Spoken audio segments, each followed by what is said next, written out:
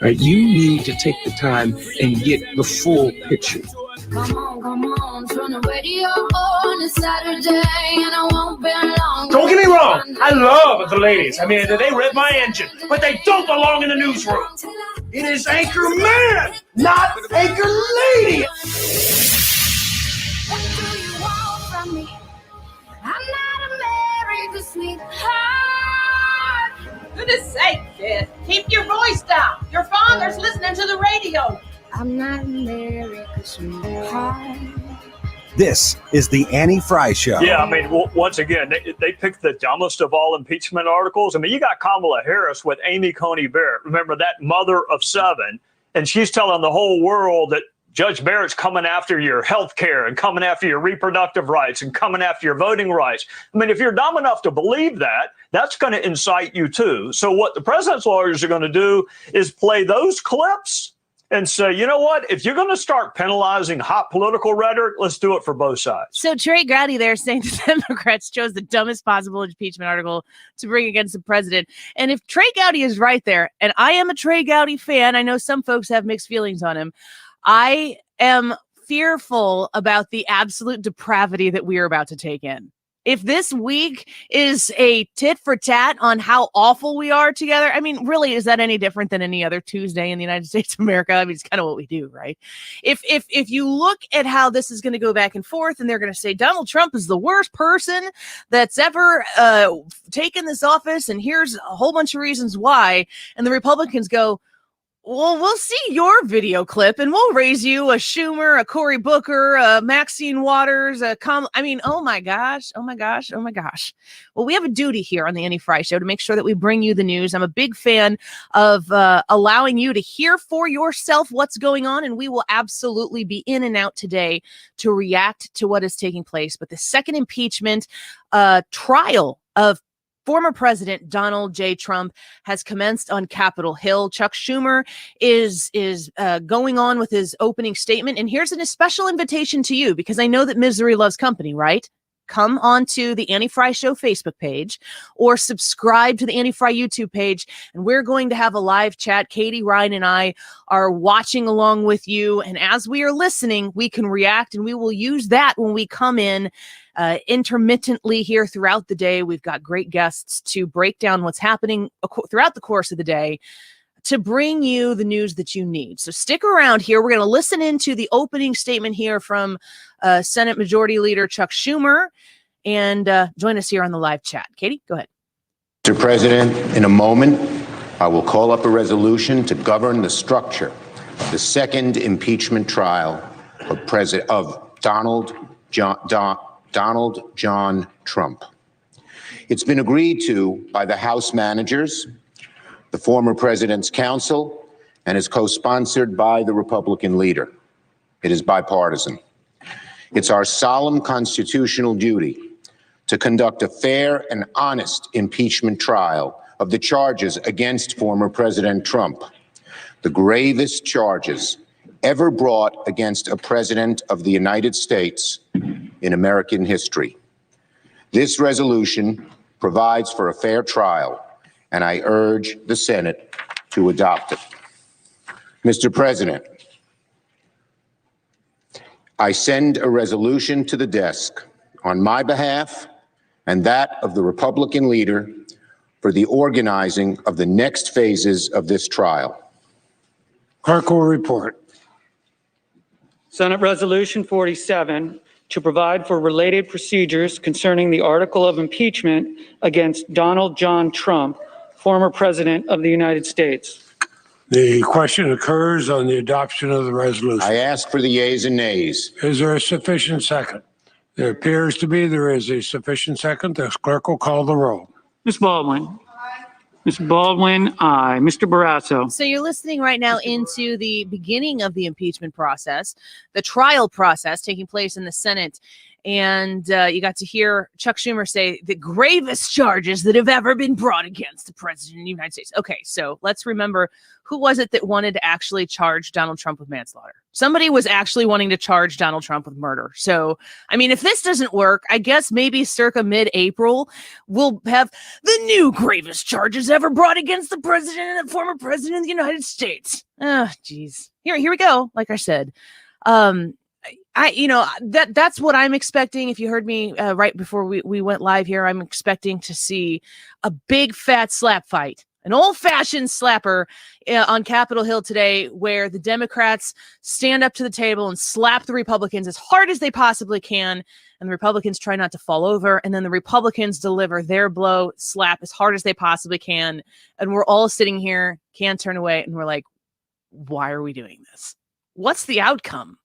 What is the actual outcome of this entire process when we are all said and done with this? I mean, remember, we're a year out from having done this last year, the first time around. Do you remember how many times during the presidential campaign that the Democrats ran on the fact that they impeached the president? They didn't bring it up, folks. It wasn't a winning card for the Democrats to play during the campaign. Why? Because it was a mess. It was a disaster. It was politically not beneficial for anybody, except for maybe Joe Biden. I don't know how he fared in that. So when you look at where we are going right now, and you notice that you've already had a 55-45 vote saying that this is saying it was constitutional, but the vote was to suggest that this entire procedure wasn't constitutional. You have 45 people in the Senate saying this is not even a constitutional process, let alone if the gravest charges that have ever been brought to a former president of the United States, even if that were if they could prove that the process of impeaching a former president of the United States who is now a private citizen is not constitutional. Hans von Spakovsky is going to be with us in about 10 minutes, and we're going to have him lay that out. We've talked to a lot of experts along the way. I am not a constitutional scholar, do not play one on the radio. So we like to bring in these experts to say, this is what's going on. This is what you can expect. And then I sit and, with popcorn and watch along with you, and we react together. Katie, when you're watching, you're putting the show together today. We've been watching this unfold for, really over a month now, since at least January 6th has been over a month ago. Any expectations of what we're about to see or experience here as American citizens, taxpayers, and voters? I don't think we are going to see much. I honestly think, as you just highlighted, it's going to be a big back and forth. Again, we say this a lot, but there's going to be a lot of grandstanding. I think that, as Trey Gowdy pointed out, if Trump's team is smart, he's going to use a lot of what congressmen and women have said against Trump and highlight those things and say, look, if we're talking about speech here, we need to go all the way back to Maxine Waters, Cory Booker. We need to go back to Chuck Schumer. And we need to make sure we're holding everybody accountable if we're holding the former president accountable. But all in all, I don't think that we are going to see much happen today, honestly. Yeah, and it's going to go through. I think I've heard them say they want to have it wrapped up by Sunday, Monday of next week. We'll see how that goes. I'm not holding my breath on any of that. Does it help Donald Trump to be twice impeached and twice not convicted, Ryan? How's this help his brand or hurt his brand? I think it helps him. I think it helps make him a more sympathetic character, especially since, like we've said, you're not hearing from him as much. So you kind of feel a little bit more sorry for him, or at least you do if you don't have Trump derangement syndrome. I think that's really the only people who are really invested in this right now are people who just can't let go of their hate of him. You think that people feel sorry for him? There's the Trump lovers, of course. Yeah. I think the three of us have some level of pity for him, but of course, there's people on the left who think that he's like the manifestation of Satan. So, but do you think that the people in the middle who maybe couldn't bring themselves to vote for Trump, or maybe voted for Biden because they had enough of the mean tweets and the exhaustion that takes place on the regular basis, do you think that there are people in the middle who are looking at this process at this point, the maybe more politically detached people, and they're going, I kind of feel sorry for the dude? Yeah, I do. I think that they are I think that they think this is kind of stupid. And they think that the president, especially because he hasn't had the platforms to say anything, he's been kind of quiet. And so this actually serves him well to be bringing him back up. Like, well, he's so quiet, and now bringing him back up just feels kind of dumb, I think, to the majority of people, in my opinion. So Andy McCarthy and the folks on Molly Hemingway as well, and the folks on Outnumbered earlier today were talking about, Andy McCarthy's put out some very interesting stuff on the impeachment process, said that it is important for Democrats who know that there's going to be no conviction here. I mean, if you're sitting on the edge of your seat thinking that Donald Trump is going to be convicted at the end of this process, you can just scooch back and get comfortable. He's not going to be convicted. That's not going to happen. I sound like people saying Donald Trump is not going to be the president of the United States. It's not going to happen. I mean, it's really not, unless there's something that is unveiled here in the next few days that is just jaw-dropping and shocking. There's no math that supports the idea that he would be convicted here. But Andy McCarthy was making the case that the Democrats know that. They absolutely are completely aware of that. They're not stupid in this regard, at least, but they do want to make sure that Donald Trump comes back onto the scene in this capacity to divide Republicans. That makes sense, to put him into a situation where he's back on the scene. People who are in the Republican Party who have grown weary of having to defend Donald Trump, who know that he is, I still think he's going to be a formidable force, if not the face of the Republican Party, until somebody else steps in my opinion, with Donald Trump's blessing, I might add, that if you put him back in the front, those people who are tired and exhausted and need to move on. And also, there's a whole nother contingent of people. They're the people who can't help themselves. They're the people who can't help but talk about Donald Trump. If Donald Trump makes the news, they got to talk about Donald Trump. It's an out-of-body experience for these people. They can see it happening. They see themselves going down the road again. They're like, no, don't tweet, don't say anything, because then I'm going to have to weigh in on it, and then I'm going to dwell on it, and I can't stand the guy, but I can't stop myself from talking about him. That's what these folks are going to get wrapped up into. But both of those contingents of people don't really want to see Donald Trump back on the scene. And then there's the people who love him. There's 74 million people in this country who voted for him over Joe Biden. And you factor in the few weeks here that we've watched Joe Biden be the administrator of this country. It's not good. It's not moderate. It is not unifying. It is the polar opposite of all of those things.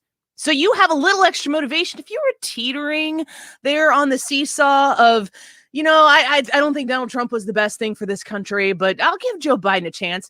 You might have already had enough time to decide that was maybe not the right choice for the country. So there are a ton of people who really love Donald Trump, and there are people who believe that Donald Trump is the rightful president of the United States right now. So you've got a divided Republican Party, which in the absence of Donald Trump, like Ryan was saying, it's actually easier right now to do this without Donald Trump, because it feels as though there's no result in putting him in the mainstream that ends differently than the way we're headed right now. When you bring him back onto the stage via the Democrats, they're forcing you and me to make a decision. And they're hoping that if you and I are both, R's next to our name, or, when you're in a bar and someone comes and asks you for a cigarette, you got to admit that you vote Republican. If you didn't hear Katie's story yesterday, you need to check the podcast. If you're somebody who is in the Republican Party, but you look at the other side of the Republican Party and you're like, I'm in the same room with these people, but I don't really identify with them on this at all. They want us to fight. Simple as that. They want to sever the Republican Party, make us weaker, and distract us from the massively progressive things that the Biden administration is doing right now. See if they're successful. We get to watch it in real time here on the Annie Fry Show. We're going to go in and out of coverage, but when we come back right now, Hans von Spakovsky is going to join us, and he is going to break down where we are right now, what this is going to look like. We've been doing this throughout the course of the last week or two, and to see, I've heard of new evidence. I've heard there's new evidence that nobody has seen. I saw Amy Klobuchar talking about it today. Maybe Hans von Spakovsky, wouldn't that be the greatest score ever if he's seen this evidence? Yes. And he can let us in. I'm going to ask him when we come back. Stick around. More Annie Fry Show right around the corner. Don't go away.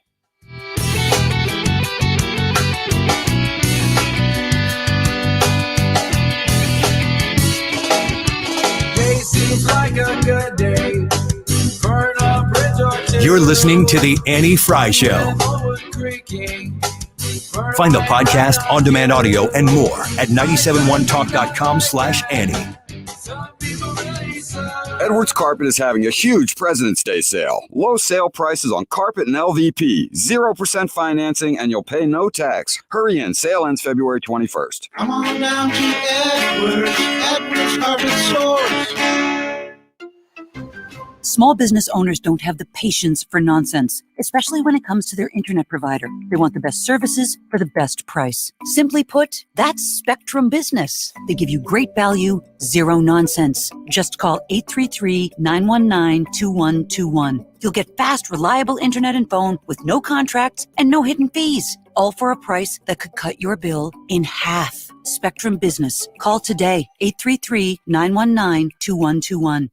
When it's time to call a contractor to make that space in your home more homey, less of the house, more of the home that you've been dreaming of having, especially since a lot of us have been spending a lot more time in our house. You probably had the opportunity to think about this a bit more, about how you could utilize the space that you have in a more optimum way. Lakeside Renovation and Design is waiting for your call. And also the great thing, well, there's so many great things about Lakeside Renovation and Design, is that for you particularly, they have tons of financing options, the most popular being 18 months interest-free financing. When you invite Lakeside Renovation and Design into your home or to the outside of your home to renovate that project, you're going to get their design expertise. They are the very best in the St. Louis area. And they also have a huge employee base because they have people they go to every time because they're the experts for each of the different kind of projects that you're going to need in your house. They're not going to pick and choose from a whole bunch of different contractors they've never worked before. They want to send the very best into your home. And that's why they have a lifetime workmanship warranty guarantee on the work they're going to do in your house. It's transferable to the new owners as well. Call them today at 636-978-5000. Get scheduled right away. Make sure you mention the Annie Fry Show. When you tell them hello, you can visit them online at lakesidерenovationanddesign.com.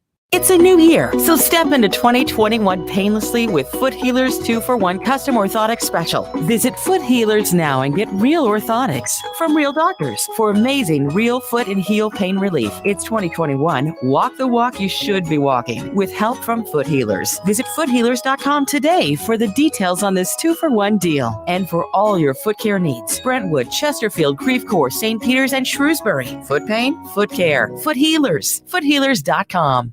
Finding the perfect romantic gift you'll love is easy at Diamonds Direct this Valentine's. With an expanded selection of designer jewelry and our best offer ever, 5 years, 0 interest financing. Your love is always our passion at Diamonds Direct, but especially on Valentine's Day. So we're holding nothing back. Pick any item, get our best value price, and spread your payments over 5 years with 0 interest financing. Diamond stud earrings, diamond eternity bands, layered necklaces, pendants, bangles, colored gemstones, and of course, the largest selection of diamonds and engagement rings in America. As part of our Valentine's celebration, this entire weekend we're featuring Viraggio. Viraggio is the only bridal designer that allows you to truly personalize your ring from the inside out. Express your individual style with Viraggio. Our showcases are packed for the big day, and with 5 years 0 interest financing, everything's affordable. Shop in-store or online at diamondsdirect.com. Open Sunday noon to 5. Happy Valentine's Day from Diamonds Direct. Olive and 270 at City Place. If there's even an inkling in your mind that you might be interested in selling your home, call the Monsheen team today at 636-537-8288. You're going to get the #1 agents for Berkshire Hathaway Alliance Real Estate since 2005 and ranked in the top 5 of all St. Louis out of 14,000 agents as well. Here's why I say you got to call them, 636-537-8288, because these folks know how to sell homes. They have buyers right now for your house. They don't even know your house is for sale. Maybe it is, maybe it isn't. But you got to call and find out what you can get for it and see what this market will bear, because it is absolutely crazy right now. If you're considering listing your home, if you've talked to some agents but you haven't made a decision yet, don't make the decision until you call Christy and JT Monsheen. You're going to get over 60 years of combined experience of absolute success in the real estate market here in the St. Louis area. 636-537-8288, a proven method that's going to sell your home fast. In many cases, they don't even make it to the listing market. The Monsheen team is ready to take your call. 636-537-8288, themonsheenteam.com. Home warranty. I know, right? Buying coverage for appliances, your heater and AC, etc., from a company that hopes you never ever have a claim or call? Let me introduce you to a real home warranty company, the kind that actually wants to help you. Upkeep Home Warranty and Maintenance. Upkeep visits your home 4 times a year to maintain your appliances and equipment. You will never get a lack of maintenance denial because Upkeep does the maintenance. Also nice, Upkeep assigns you one point person to help you. You won't be passed around like an office hot potato, and you won't get subcontractors. Upkeep does all the work, so there's no blame game. Just experts helping you. Visit upkeepstl.com today and type in 97.1 for $100 off. Upkeepstl.com. Type in 97.1 to get $100 off. Don't be denied. Instead, be relieved. Upkeep Home Warranty and Maintenance, 636-387-7331. Ask about their free maintenance minutes. Keep up your home with Upkeep. The latest local forecast and severe weather coverage you can count on from the name in St. Louis weather. This is 97.1's Chief Meteorologist Dave Murray. On 97.1 FM Talk. Powered by Air Comfort Service.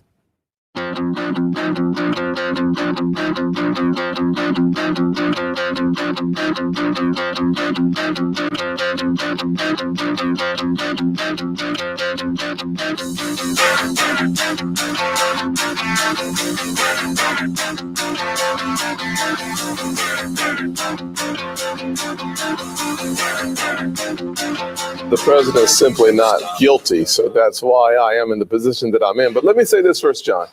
I was in the chamber when the rioters were coming over.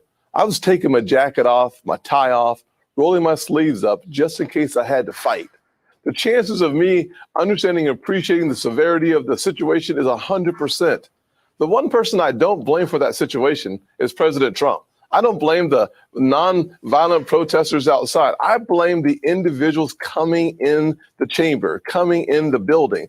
And so the Democrats should put the blame where it stands, where it should be, and it does not have to do with the president who said go peacefully to protest. Senator Tim Scott speaking about being in there, rolling up his sleeves in case he had to land some blows to protect himself. That's quite a testimony there from the senator himself. And as he's laying out there who's responsible and who he doesn't believe is responsible, knowing the full gravity of what happened from personal experience himself, we are now watching on Capitol Hill as the Democrats are presenting a video still going on, right, Katie? The video is still it's still happening. It's probably over 5 or 6 minutes now, an edited together video showing why the Democrats are making their case. What is the burden of proof here, especially considering this is a political process and not a legal process? Well, we have a constitutional authority on the show with us today to discuss it. Hans von Spakovsky with the Heritage Foundation joining us now. Hans, it's a pleasure to have you on the show. It's a historical day in our country. Curious of what you've seen so far in the process as Chuck Schumer's made opening statements, and now we are taking in this video here. What do you think Americans really need to know about the constitutionality of what's taking place in the process that we're about to watch unfold? I think if they want the best idea of what's happening now, they should read up on the show trials that Joseph Stalin held in Moscow in the 1930s that he used to go after his perceived political opponents. And I say that seriously, because what we have going on here is the Senate impeachment trial of a private citizen. And the problem with that, despite what you may hear from some folks that it's perfectly okay, is that the impeachment provision was put in to give Congress the ability to remove a sitting federal officer, a sitting civil officer of the United States, including the president or vice president. And that's why at the end of the impeachment trial, the vote is, according to the Constitution, whether to remove him from office and whether to bar him from holding future office. And the removing from federal office is a condition to getting to the second. It was not meant to be a way of bypassing the judicial system and holding a trial for a private citizen who's accused of wrongdoing. So I noticed at the beginning of this video that's being shown here to the Senate from the impeachment managers, You know, they used President Trump's own words saying we're going to march to the Capitol. They didn't include the part where he said peacefully. They didn't include the part where he explained what he was going to do. It probably wouldn't have been great for their case. Does any of this matter? Because most of us who are not familiar with this political process are going to compare it to probably what we've seen on Law and Order. I'll just be honest. And you're trying to prove a case. You're trying to make a case with evidence. Does any of that even matter? Or is it just strictly persuading political opinion at the end of the day? That's what it is. They're trying to persuade political opinion because, look, I'm pretty certain they know that they don't have the votes necessary to convict. Remember, the Constitution says it takes a 2/3 vote of the Senate, of the members present, to convict in an impeachment trial. I don't believe they have the votes for that. I think they know they don't have the votes for that. So what's the point of this?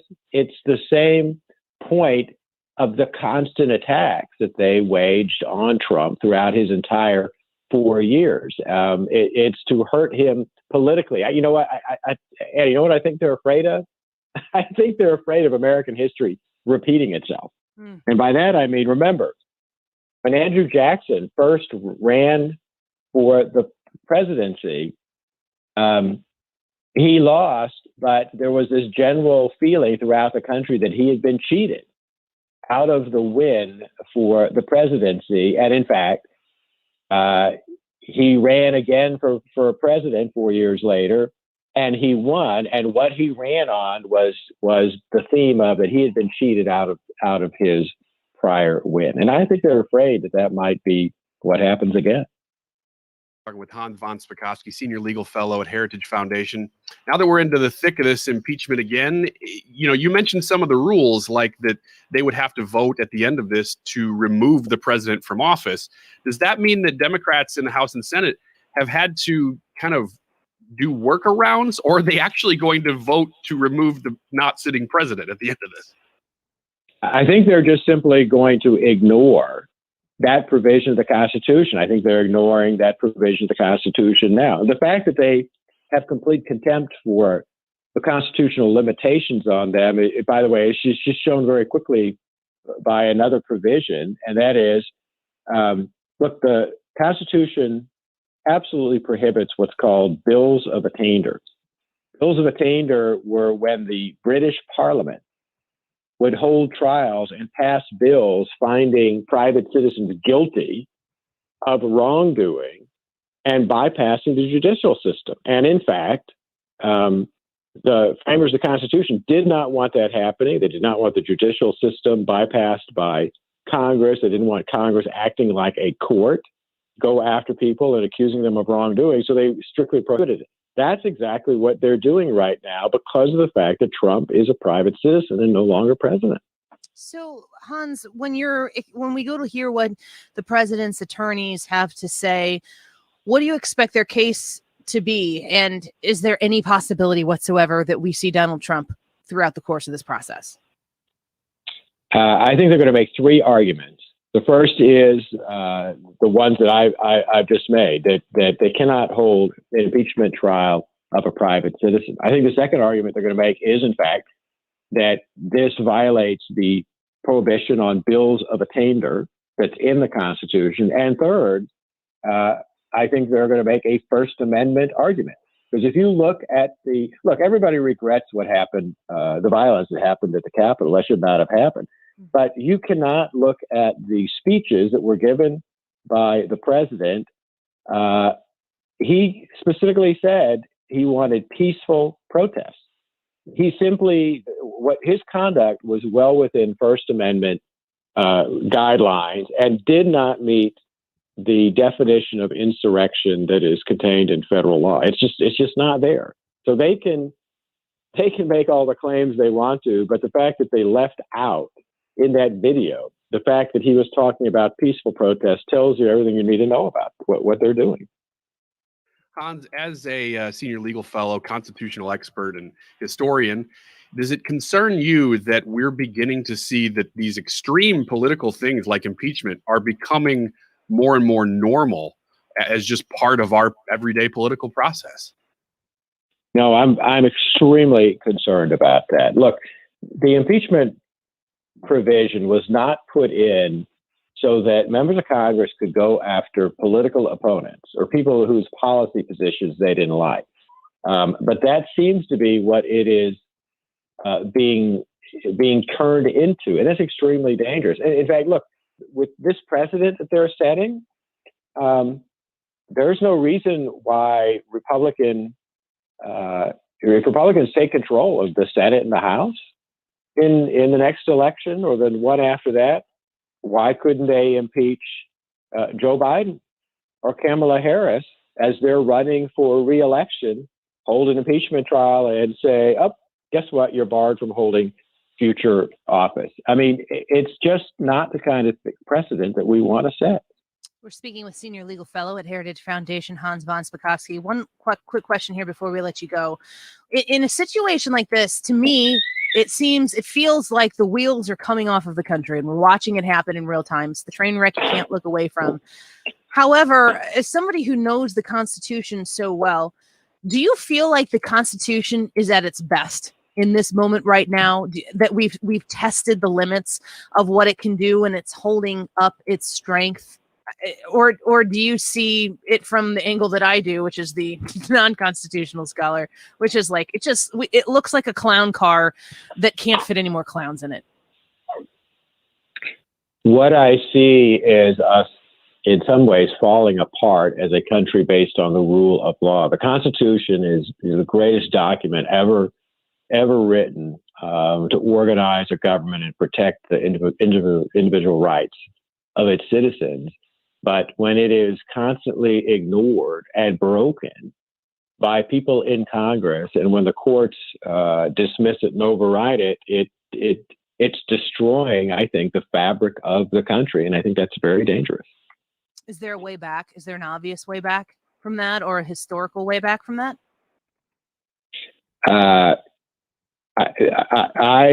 think the answer to that is getting better federal judges and getting better people elected to Congress who actually believe and understand that the Constitution puts limits on their power, because there are too many people there today, including Nancy Pelosi, who think they can do anything they want to. You bet you're begging the next question for me. I told you I was done. Term limits. Do you, as somebody who is fully invested in the foundations of this country, do you see the need for term limits, or do you feel as though that's un-American? I'm not sure that would fix the problem. You know, California put in term limits for its state legislature, and that hasn't improved things out in California. In fact, things there have gotten worse. Well, Hans, it's a pleasure to have you on this historic day here in our country. We appreciate you, and we look forward to talking to you again. Sure. Thanks for having me. Of course. Senior Legal Fellow at Heritage Foundation, Hans von Spakovsky, there touching base with the Annie Frey Show. Great to have him in here. They're still going. The House managers are still laying out their case to convict Trump. We'll dip in with that a little bit when we come back from a quick break right here. Just a reminder that as we go in and out of coverage, of reaction, of your reaction to what's going on, you can join us at the Annie Frey Show Facebook page. Just go to facebook.com/Annie Frey Show. Frey is how you spell Fry.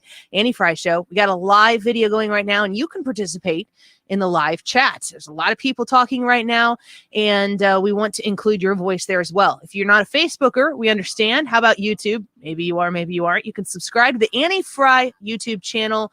We're live there. There's a live chat, and we monitor throughout the course of the entire show, both of them. We're going to be back in just a minute with more of the impeachment trial of President Donald J. Trump. When we return, don't go away.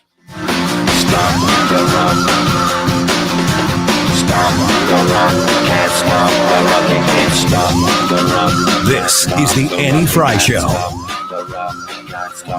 Talk lines are open now at 314-241-9797 or 866-455-9797. You're listening to the Annie Frey Show live from the Air Comfort Service Heating and Cooling Studio. Air Comfort Service is celebrating 52 years by offering a $52 safety inspection or a $52 diagnostic call. Get in your comfort zone this winter with their heating services. Visit aircomfortservice.com. Join me, Thomas Helbig, for the Protecting Your Retirement educational event on Tuesday, March 2nd at the Frontenac Hilton at 6:30 p.m. There's limited seating, so call right now, 855-755-1555. Are you feeling uncertain about the economy? with all the spending and job losses under this new administration? Did you know if you're 59 and a half or older, you can now roll over your 401k or company retirement plan tax-free to protect your nest egg from any future losses? Would you like to know how to lock in your market gains this time and still participate in any growth? Do you know how to protect your savings accounts from risk and still get higher returns than the banks are offering? If you're 59 and a half or older, you don't want to miss this special event. We have the biggest room available to keep our social distancing.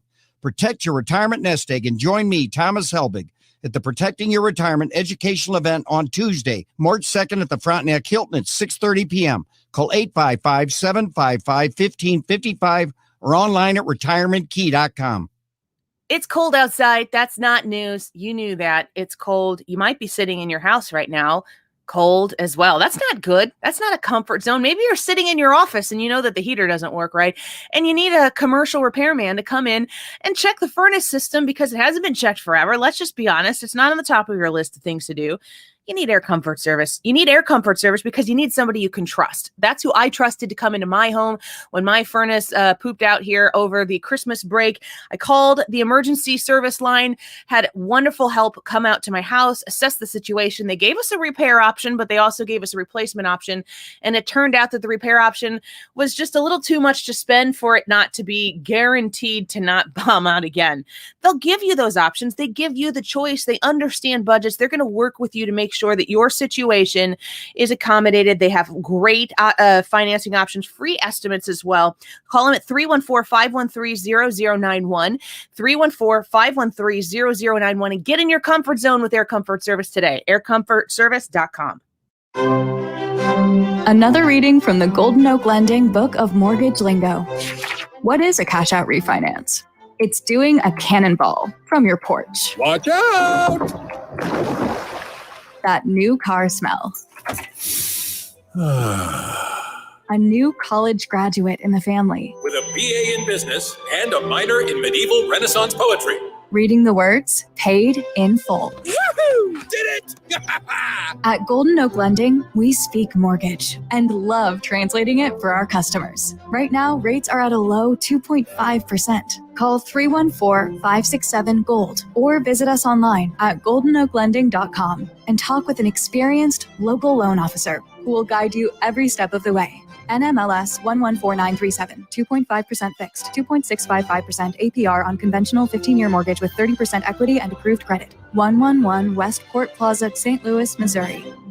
Guys, Valentine's Day is this Sunday. Are you still looking for a great Valentine gift for your special someone? Then give her the gift of comfort and relaxation this year with Tempting Touch Pajamas, exclusively from Pajamagram.com. Tempting Touch Pajamas will keep her warm and cozy from head to toe while complimenting her every curve. They're made with microvelvet, a new fabric that's silky smooth and addictively soft. They're irresistible to wear and beg to be touched. She'll slip these on after a long day and start melting away her stress. You'll love them too. Check them out at Pajamagram.com. Best of all, every Pajamagram includes free gift packaging, which means you don't have to wrap a thing.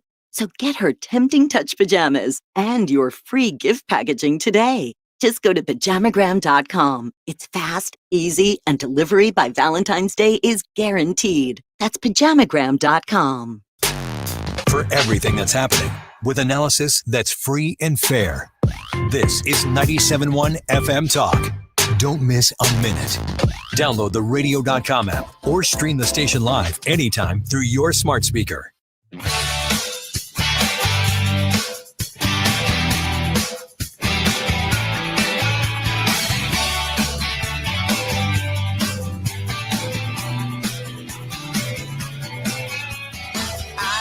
Almost perfectly anticipating President Trump, William Davey of North Carolina explained impeachment was for a president who spared, quote, no effort or means whatever to get himself reelected. Hamilton in Federalist 1 said the greatest danger to republics and the liberties of the people comes from political opportunists who begin as demagogues and end as tyrants. So there's Jamie Raskin. He is the representative from Maryland who is the lead House impeachment manager. Don't know why they didn't stick with Gerald Nadler. He was just really hitting that one out of the park last time. It was enjoyable for me to watch, and I kind of wish he was there.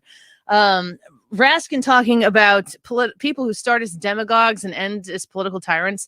I mean, I know that he's trying to make the case that Donald Trump is that, but I really feel like given the right amount of legal expertise and success as a lawyer, we could probably make that case for quite a few people who are in Washington, D.C. right now. Starting as demagogues, people who will win at all costs. Oh my gosh. This is a phrase I use often, but we're just not as dumb as you need us to be, folks. Some of us are, but not all of us, not the ones that are paying attention. We want to dip in a little bit, and we're going to continue to do this in and out throughout the course of this show and remind you that you can participate with us while we listen into what's happening live on Capitol Hill for the impeachment process by chatting with us live on our Facebook Live at facebook.com/Annie Fry Show and on the Annie Fry YouTube channel. Make sure you subscribe when you're there. Marc Cox is going to join us at the top of the 1 o'clock hour, Jim Carafano at the top of the 2 o'clock hour. But you and me and Ryan and Katie are going to go in and out of this throughout the day as much as we can stand to make sure that we are living in this historic moment. Katie, let's listen in and see what's going on right now. Fast forward 80 years later. Arguably the most important precedent that this body has to consider. The trial of former Secretary of War, William Belknap. I'm not going to go into all the details, but just in short, in 1876, the House discovered that he was involved in a massive kickback scheme. Hours before the House committee that discovered this conduct released its report documenting the scheme, Belknap literally rushed to the White House to resign, tender his resignation to President Ulysses Grant, to avoid any further inquiry into his misconduct, and of course, to avoid being disqualified from holding federal office in the future. Well, later that day, aware of the resignation, what did the House do? The House moved forward and unanimously impeached him, making clear its power to impeach a former official. And when his case reached the Senate, this body, Belknap made the exact same argument that President Trump is making today. That you all lack jurisdiction, any power to try him because he's a former official. Now, many senators at that time, when they heard that argument, literally they were sitting in the same chairs you all are sitting in today. They were outraged by that argument. Outraged. You can read their comments in the record. They knew it was a dangerous argument with dangerous implications. It would literally mean that a president could betray their country, leave office, and avoid impeachment and disqualification entirely.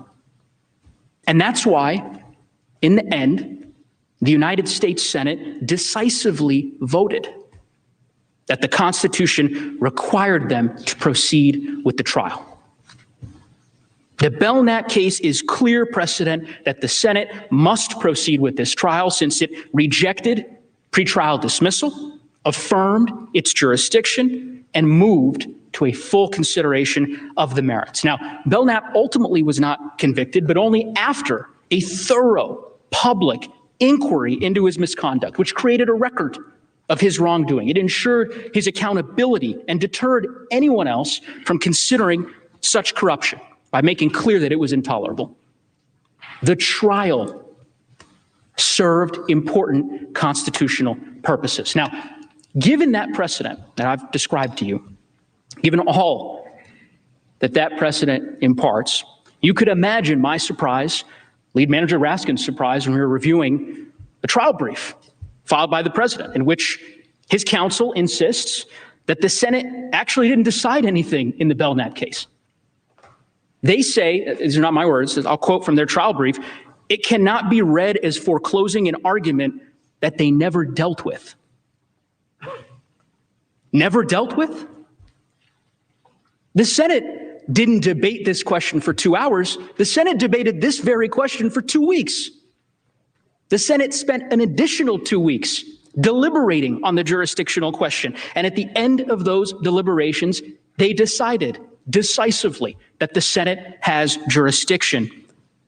and that it must proceed to a full trial. And by the way, unlike Belknap, as we know, President Trump was not impeached for run-of-the-mill corruption, misconduct. He was impeached for inciting a violent insurrection, an insurrection where people died in this building, an insurrection that desecrated our seat of government. And if Congress were just to stand completely aside in the face of such an extraordinary crime against the republic, it would invite future presidents to use their power without any fear of accountability. And none of us, I know this, none of us, no matter our party or our politics, wants that. Now, we've gone through the highlights of the precedent, and I think it's important that you know, as Lead Manager Raskin mentioned, that scholars overwhelmingly who have reviewed this same precedent have all come to the same conclusion, that the Senate must hear this case. Let's go through just a few short examples. To start, all of us, I know, are familiar with the Federalist Society. Some of you may know Stephen Calabrese personally. He's the co-founder of the Federalist Society. He actually was the chairman of the board in 2019. He was the first president of the Yale Federalist Society chapter board, a position that I understand Senator Hawley later held. Here is what Mr. Calabrese has to say. On January 21st, he issued a public letter, stating, "Our carefully considered views of the law lead all of us to agree that the Constitution permits the impeachment, conviction, and disqualification of former officers, including presidents." And by the way, he's not the only one. As Lead Manager Raskin said, President Reagan's former Solicitor General, among many others. Another prominent conservative scholar, known to many of you, again personally, is former 10th Circuit Court of Appeals judge, my circuit, Judge Michael McConnell. He was nominated by President George W. Bush. He was confirmed by this body unanimously. Senator Hatch, many of you served with, he had this to say about Judge McConnell, that he's an honest man. He calls it as he sees it, and he's beholden to no one and no group. Well, what does Judge McConnell have to say about the question that you're debating this afternoon? He said the following: "Given the impeachment of Mr. Trump was legitimate, the text makes clear that the Senate has power to try that impeachment." You heard Lead Manager Raskin mention another lawyer, Chuck Cooper, who's a prominent conservative lawyer here in Washington, has represented former Attorney General Jeff Sessions, House Minority Leader Kevin McCarthy. He issued an editorial just 2 days ago, very powerful, observing that scholarship in this question has matured substantially, and that ultimately the arguments that President Trump is championing are beset by serious weaknesses. Finally, we've gone through a lot of scholars. I'll finish on this one. There's another scholar that I know some of you know, and some of you have actually spoken with recently. Up until just a few weeks ago, he was a recognized champion of the view that the Constitution authorizes the impeachment of former officials, and that is Professor Jonathan Turley. Let me show you what I mean. These are his words. First, in a very detailed study, thorough study, he explained that, quote, "The resignation from office does not prevent trial on articles of impeachment." That's Professor Turley's words. Same piece. He celebrated the Belknap trial. He described it as a corrective measure that helped the system regain legitimacy. He wrote another article. He's written several on this topic. This one was actually, it's a 146-page study, very detailed. And in that study, he said, quote, that the decision in Belknap was correct in its view that impeachment historically had extended to former officials, such as Warren Hastings, who you heard Lead Manager Raskin describe. In fact, as you can see, Professor Turley argued that the House could have impeached and the Senate could have tried Richard Nixon after he resigned. His quote on this, very telling, quote, "Future presidents could not assume that mere resignation would avoid a trial of their conduct in the United States Senate." The Democrat House impeachment managers continue to make their case on Capitol Hill. to really influence those individuals in the jury, that would be the Senate, that the process they're involved in is in fact constitutional, and they should take this up and go through this trial as if it is a constitutional process because they're making the case that they believe that it is. We're going to continue to cover this throughout the course of the show today, but when we come back, we're going to take a break from the coverage. We're going to talk to Marc Cox as well. We invite you to join us in the live chat on both of our Facebook page and our YouTube page. We're reading all the comments as they come in, loving the discussion that is taking place here on our show, and we're going to continue to bring that to you until 3 o'clock. So stick around. More Annie Frey Show along with Marc Cox in just a minute. Don't go away. Hello, Marvin Mitchell here from Compass Retirement Solutions. Did you know that the average 3-year CD rate in the area was less than 1%? That's why we are excited to offer you several accounts that are short-term and pay better than bank rates. For example, we currently have a 3-year account paying 2.4% and a 5-year account paying 3.5% per year guaranteed. What a great place for your lazy money.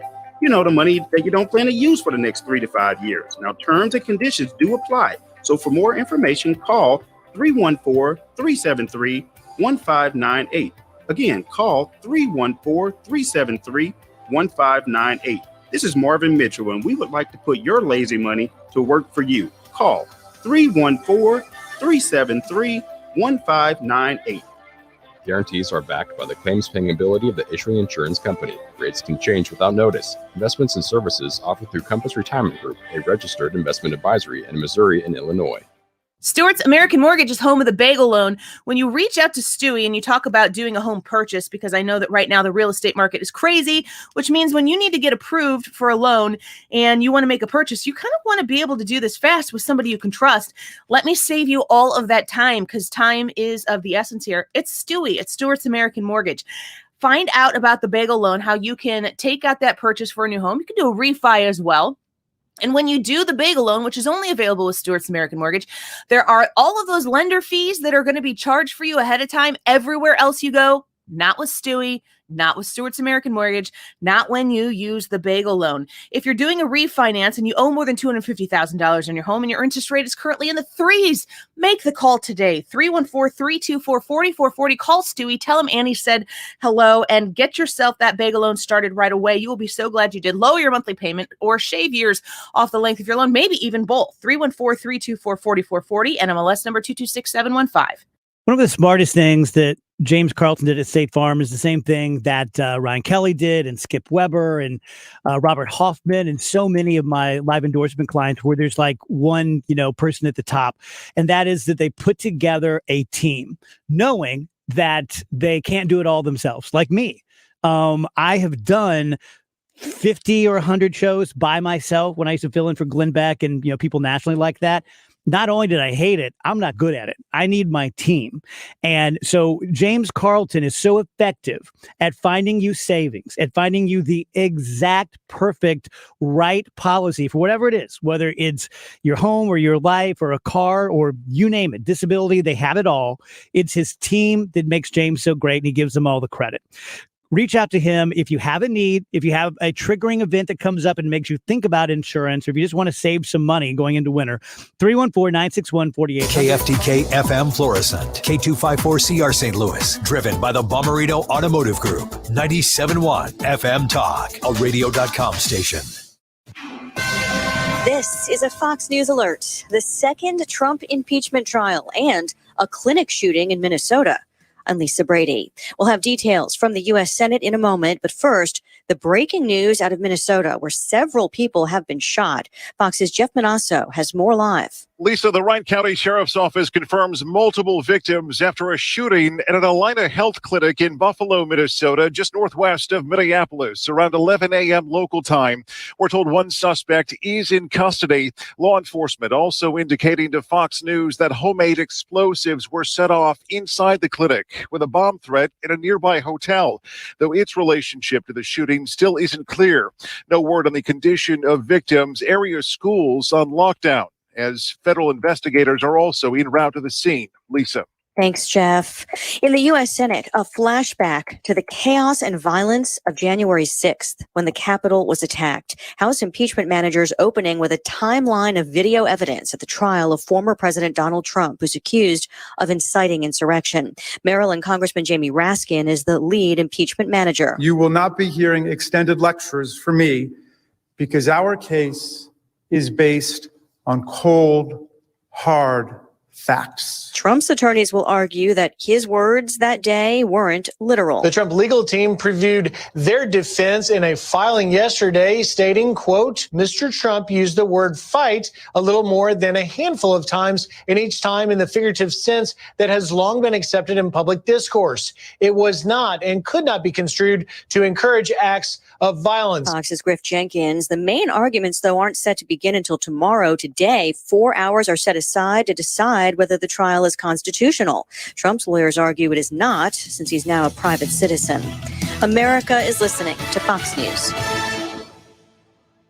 In honor of President's Day, Dell delivers savings to help America's small businesses get more done. Office Anywhere, with up to 50% off high-performance laptops, desktops, and servers with Intel Core processors and top-brand electronics. Plus, refresh now with flexible financing options. Call 877-ASK-DELL for a Dell Technologies advisor who can help you find the right tech. That's 877-ASK-DELL or visit Dell.com/President's Day. Do not hire Franklin & Sons Electrical. The guy told me he'd shrink my monthly bill, and I'm like, dude, it's too small to read as it is. No matter how hard you work for your small business, online reviewers will find something to complain about. Then he's like, where's the circuit breaker? I'm like, bro, I didn't break anything. And while Progressive can't save you from these trolls, we can help you save money on commercial auto and business insurance. He told me I had a blown fuse. It's called a short fuse, and yes, I do have one, so watch yourself. Get a quote online today at progressivecommercial.com. Progressive Casualty Insurance Company, affiliated and third-party insurers. Air Comfort Service heating and cooling weather with Chief Meteorologist Dave Murray. Mostly cloudy skies with us on this Tuesday afternoon, keeping it cold, 22 for the high. Tonight, clouds and cold, 18. Wednesday, clouds, another little clipper coming by. Light snow, freezing rain, and sleet. Light's the key word. The focus, St. Louis South, 22. Clouds on Thursday, 22. Even colder weather Friday, Saturday, and Sunday. High temperatures in the teens. This is 97.1 FM Talk Chief Meteorologist Dave Murray.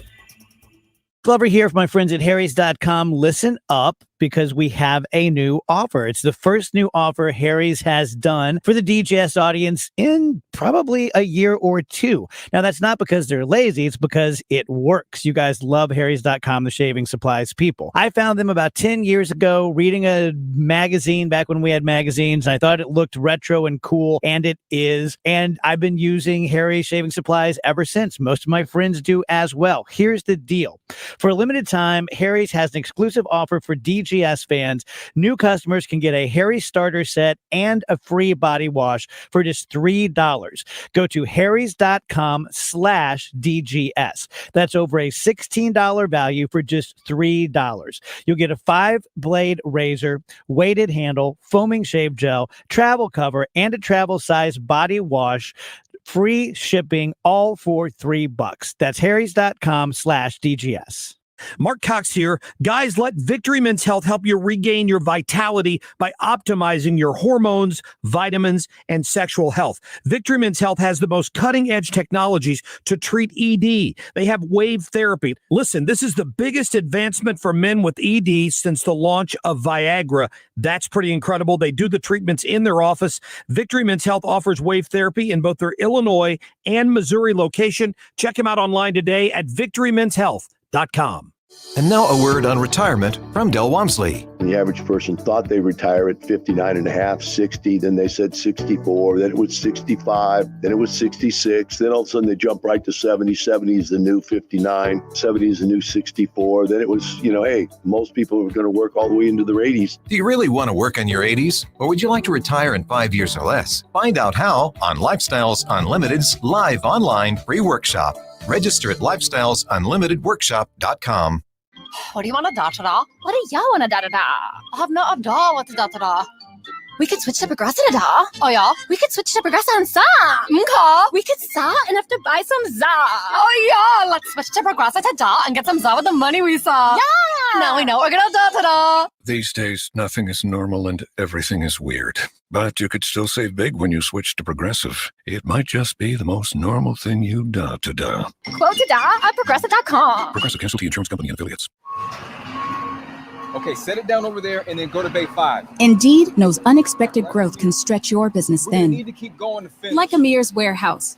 To expand capacity, he needs to get started hiring right away. I need Indeed.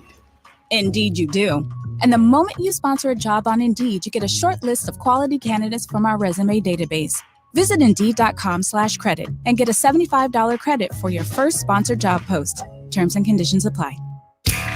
Facts presented fairly. This is 97.1 FM Talk. Stream the station anytime at 971talk.com or download the app for your phone at radio.com.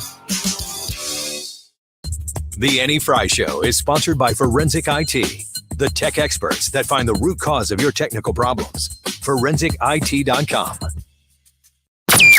That is exactly what I needed to hear. Thank God someone here knows what they're talking about. That's us. That's right. Gotta love this American ride. All right, you need to take the time and get the full picture.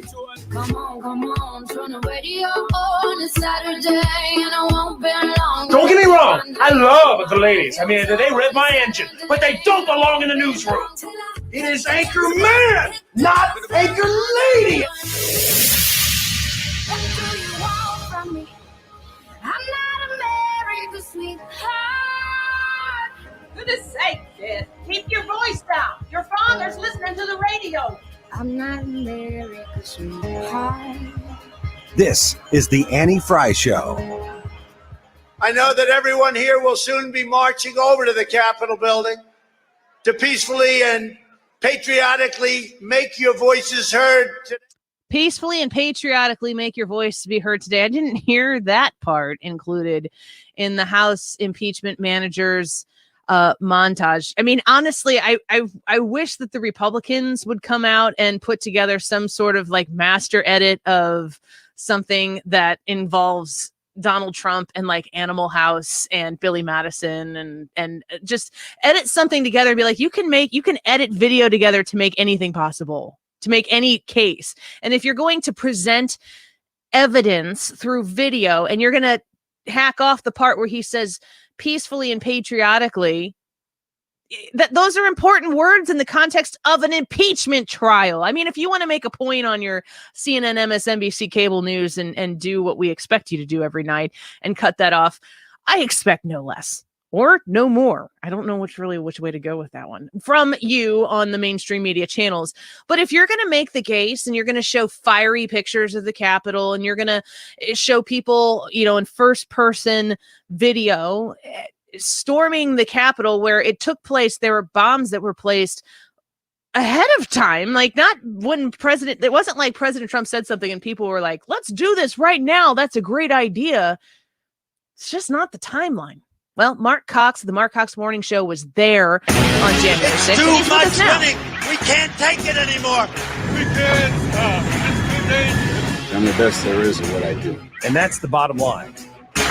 Mark, one thing that I have noticed since January 6th is that Republican or Democrat, anybody who starts talking about the events that took place on January 6th, everybody says that the actions of the people who rioted the Capitol building were wrong. That's something that is bipartisan. People have said that repeatedly. You were there, not in the Capitol, but as an observer to what the president was saying in the Capitol City that day.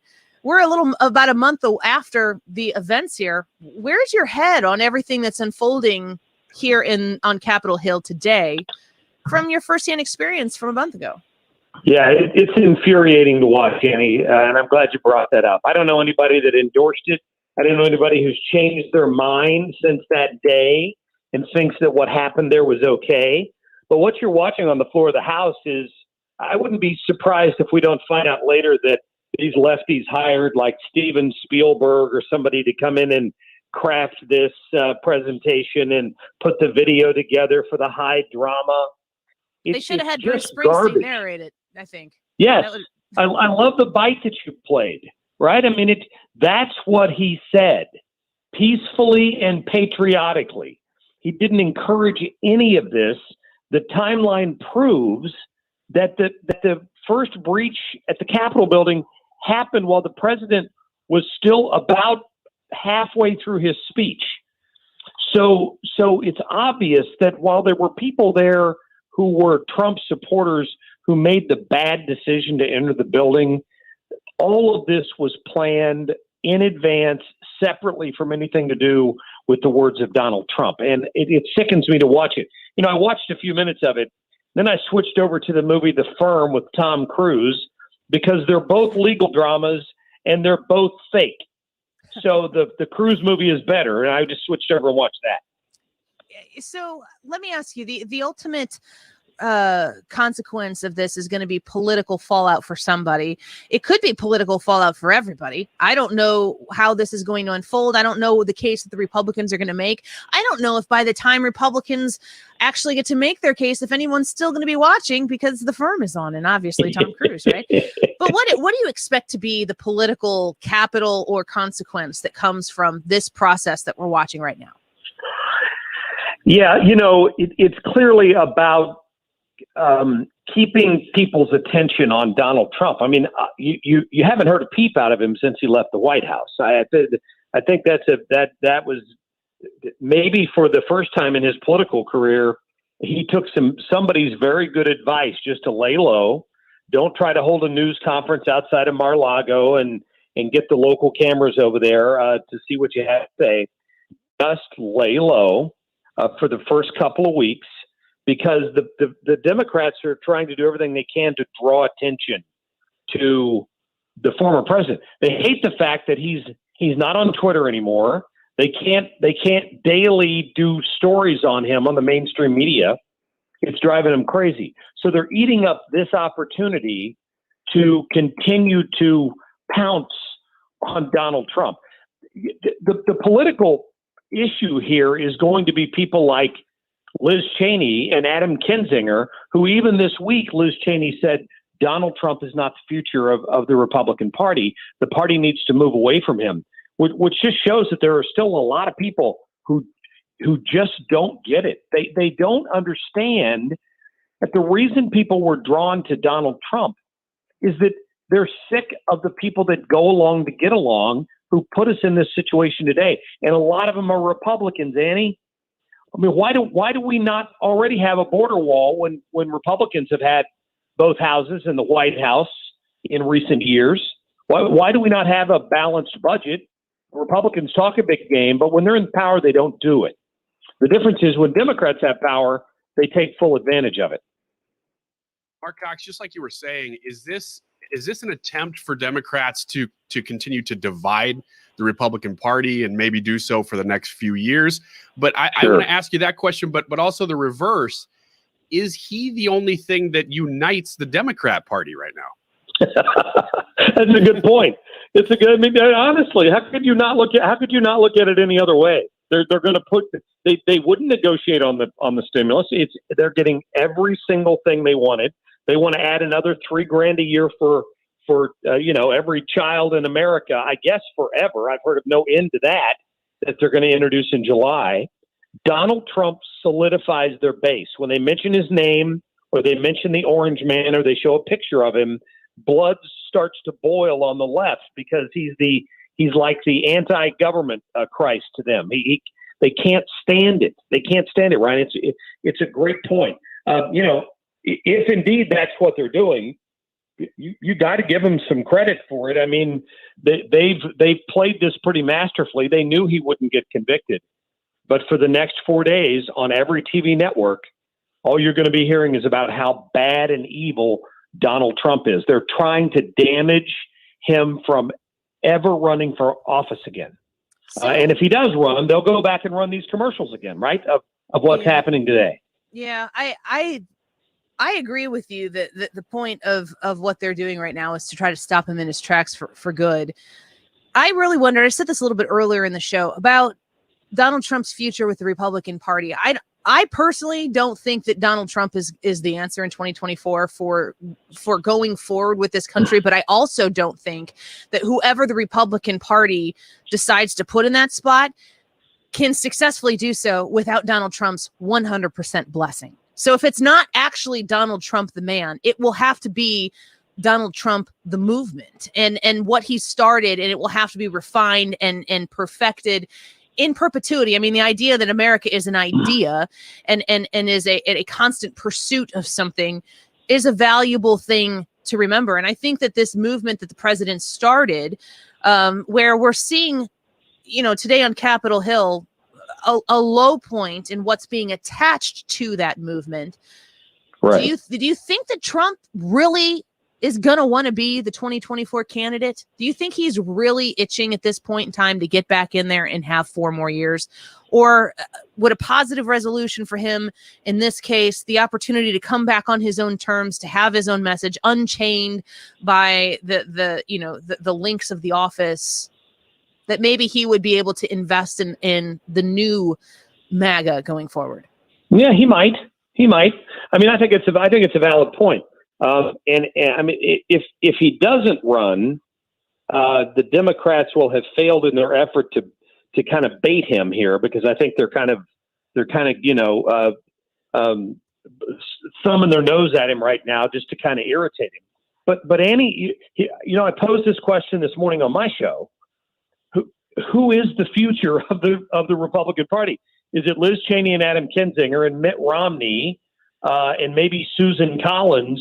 Or is it President Trump and people like Josh Hawley and Ted Cruz and Rand Paul, who've stood up for America first? That's what MAGA is for. It's not about constantly, sending money overseas and doing all these other things. So you're right. Maybe the president takes a step back and says, "Listen, I'm kind of in charge now." I mean, the Republican Party doesn't win in 2024 if he's not on board with whoever the candidate is.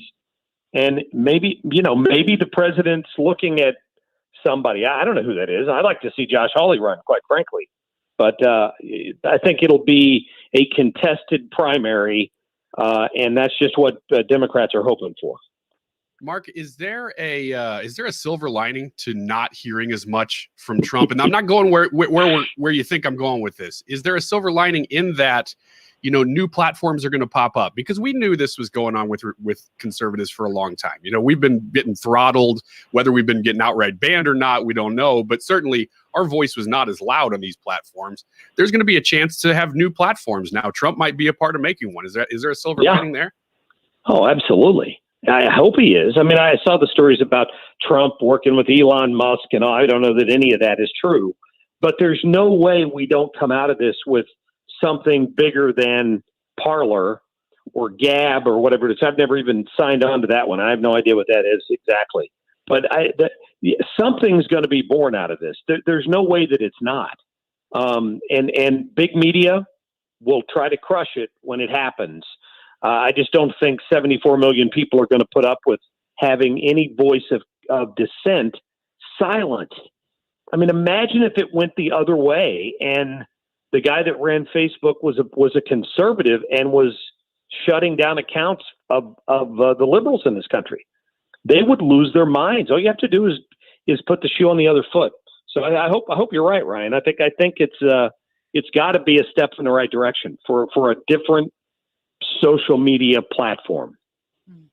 Mark, we'll be tuning in the morning, the Marc Cox Morning Show, 5 a.m. to 9 a.m. right here on 97.1. Thank you for sticking with us here and dropping in this afternoon, and hope we didn't make you miss too much of Tom Cruise and the Firm. It's a great. No. I paused it. I'm in good shape. Thank you. Spoil it. I think it's been out for 30 years, but don't spoil it. Yeah. That's true. Thanks, Mark. We'll talk to you again. All right. Thank you. Bye-bye.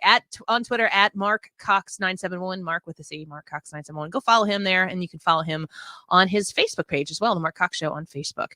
Quick break. When we come back, we will touch base with what they're doing on Capitol Hill right now.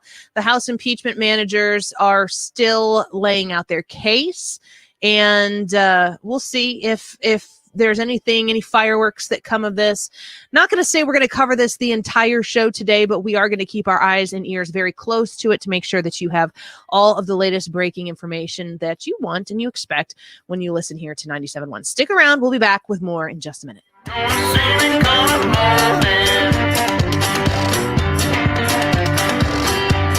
This is the Annie Fry Show.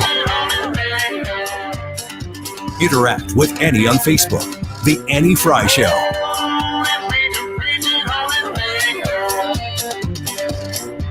It's time to get your house zero resified, starting at $119 for 3 rooms and $50 off your air duct cleaning. Call 314-474-2020 and tell them that you want the Dave Glover special, ZeroResSTL.com. Hey, AT&T customers, are you tired of paying all those extra taxes and fees? The average AT&T wireless customer pays over $160 a year in added taxes and fees. With Spectrum Mobile, you'll pay $0 in added taxes and fees, no matter how many lines you have. So stop paying and start saving with Spectrum Mobile. See how much you could save by switching. Go to spectrummobile.com/saving today. Spectrum Internet required. Visit spectrum.com/facts for details. Michael's Flooring Outlet, michaelsflooringoutlet.com has that Ultra Strand flooring that you've been looking for, the choice nylon for beauty and durability. You need to know something about Michael's Flooring Outlet is that they do flooring and they do it very well. So when you are looking for a great deal on high quality flooring with wonderful customer service, who's going to listen to your needs, who's going to listen to your expectations and deliver on them each and every time, that's the entire mission of Michael's Flooring Outlet, dedicated to serving you, to making sure that you're satisfied, that you get the project that you are there to achieve done with great satisfaction. They are a family-owned and operated business for over 25 years because of people like you who have entrusted them to help them make their flooring decision. And they promise to give you a fantastic experience, to give you a great deal, and to work hard to make sure that you are going to be a repeat customer again. Go to their St. Charles County location, West County location, Darting Prairie location. If you just want to browse right now, michaelsflooringoutlet.com. The Crack Wizard is ready to help you take care of that leaky basement once and for all. Marc Cox here. The experts from The Crack Wizard will give you a quote right over the phone, then give you a lifetime guarantee. For a crack in the wall, give the wizard a call. TheCrackWizard.com. Have you heard about Chris Buys Homes in St. Louis? He's buying houses for cash. Call Chris today at 314-782-7000. Chris will buy your house for cash and pay you cash up front. Chris will buy houses in any price range and any location in St. Louis Metro. Do you own a house that needs thousands of dollars in repair? Great, because he loves fixing up houses.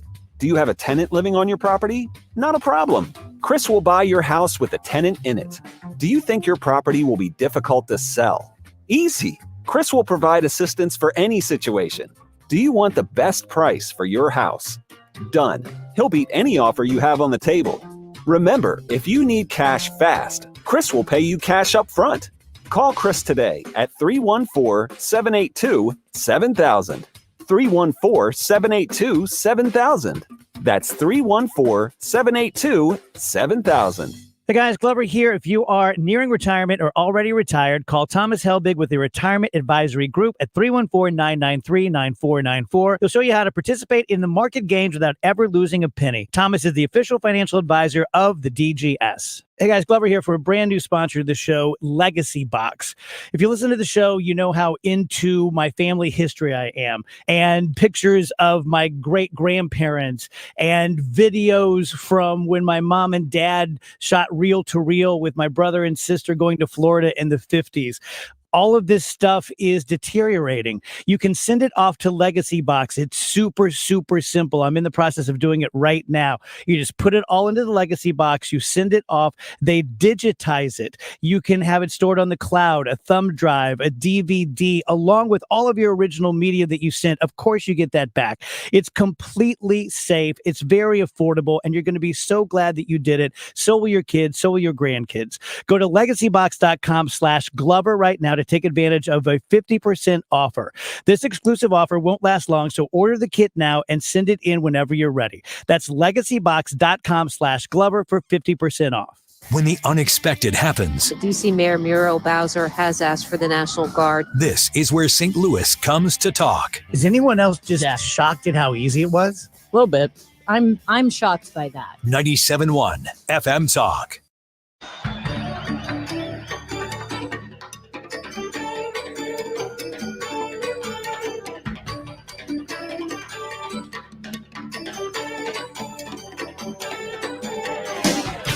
Since they may raise these points at this juncture, I feel obliged really to address them.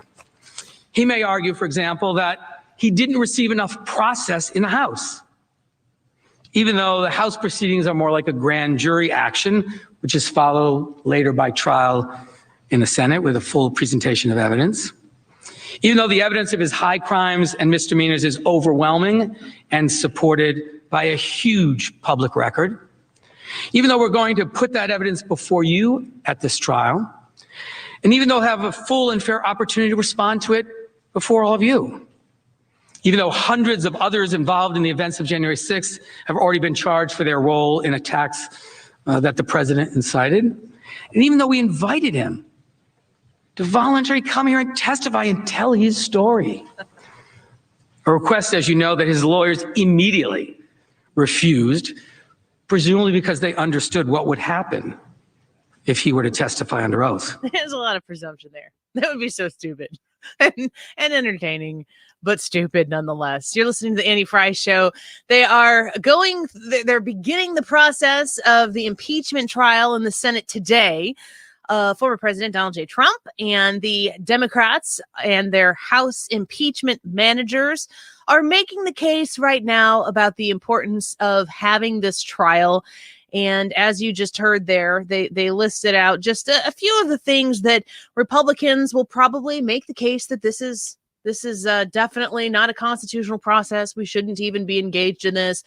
The House didn't even have a trial, or it didn't even have the ability or the requirement to make a case as to why the president incited an insurrection. They just voted on it and sent it over. We'll hear from the Republicans eventually here, but today, so far, we have Democrats. If you would like to weigh in, I'd be curious to hear what you think about this. 314-241-9797. 314-241-9797. It's phone number to call into the show and let us know what you think here. Yeah, everything is very predictable. I mean, if you were watching this as a 60-minute Law and Order episode, which it's not even close, there's more legal proceeding in that than there's going to be in this, because this is a political process. It's very predictable.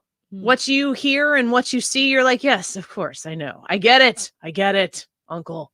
I mean, you're going to go through this and you're going to listen to a concise, very dramatic, and eloquently presented case for why Donald Trump's the worst person in the world. We have been hearing this for 5 years now.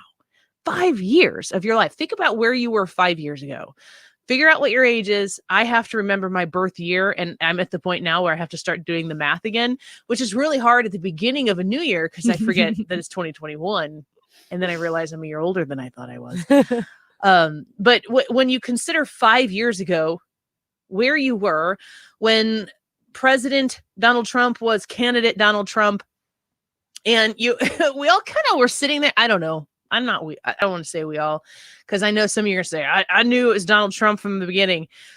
I watched that whole primary kind of with my jaw open, like, what's happening? What? Okay. And watching candidate after candidate candidate drop out and Donald Trump stay standing. My candidate was Marco Rubio. I love him or hate him, folks. I like him a lot. Ted Cruz still in there. John Kasich was in there, but he thought he was running in the Democratic primary, so he thought he had a good chance at his policies, and he just stuck around. I'm telling you, offhand, go to YouTube and type in John Kasich Fruit Ninja. Just trust me on it. It's a game. John Kasich is really good at it, and it's hilarious. But watching that whole process, as soon as Donald Trump actually became the opponent, they were covered in slobbery hate for this man. And you got to ask yourself, was it Donald Trump's demeanor? Was it the way he carried himself that caused these Democrats to really detest him? Because if it was, why didn't they detest him when he was a Democrat, which was not that long ago? Why was it only a problem for him to behave that way as a Republican? Maybe it was because he knew how to beat them at their own game. And Republicans, gosh, I still think Marco Rubio would have had an honest chance at being at least the last person standing with Donald Trump if he wouldn't have tried to beat Donald Trump at Donald Trump's game. Marco Rubio decided, was it the little hands comment or whatever it was? It was weird. I didn't like it. He went there. And once he went there, he went there. You can't get that back. And Donald Trump wins on Donald Trump's turf. And Donald Trump, Chuck Schumer, how much money has Donald Trump donated to Chuck Schumer in New York? How much money did Donald Trump donate to Hillary Clinton in New York? Think about all of the politicians who are still in Washington, D.C. right now, or have been in high places of prominent authority and have been kindly having their hand out in front of Donald Trump asking for money. Over the decades of time that Donald Trump was like a god in New York City as a real estate mogul with women on his arms. I mean, he owned Miss America or something, for heaven's sakes. When you consider what he was and what he was championed for, it's the same things that they try to detest about Donald Trump, but only when he became a Republican. That leads me to believe that actually the thing that they have this burning hatred for is really Republican policies put in the hands of somebody who can have success in doing so. Almost like they felt like Donald Trump was a traitor to them. And they never let it go. Every day of President Trump's tenure in office, there was some ruse, some hoax surrounding why he was illegitimate. This is to make him illegitimate once again, to put the big fat exclamation point of illegitimacy on the end of his presidency, to try to, in the annals of history, to make sure that this twice impeached president of the United States has this black mark on his record. The truth is that the people who support this president, who know what he said and who know what he did and who are as mad at the process and mad at the system as Donald Trump is, look at what he did and don't think that he had anything to do with inciting an insurrection. I don't believe he had anything to do with inciting an insurrection any more than our culture is so 6 feet under right now, rotting and smelling, that you can't go anywhere without the stench following somebody out of Washington, D.C. And when they walk out of Washington, D.C., and they fly commercial home and they have the town halls, does that stench follow them? I think it does.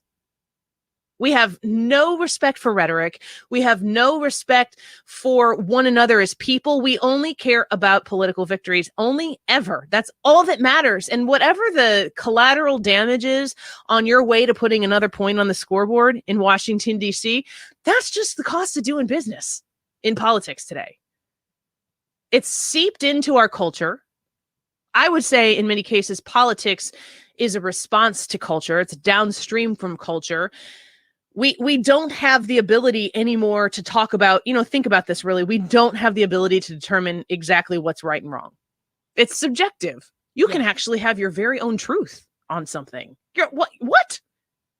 How do we have courts of law and have our own truths? How do those two things exist on the same timeline?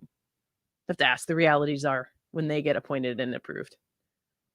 How do we continue to go down this road after this impeachment is over? They're not going to convict the president. It's not going to happen. We're going to go through this process. The people who love Donald Trump are going to love him more. The people who hate Donald Trump are going to hate him more. Nobody's going to have crossed any sort of political aisle. But in the meantime, while you have Joe Biden, I read that he signed 50 executive orders. With all of this unity, could we maybe pass a law in Congress?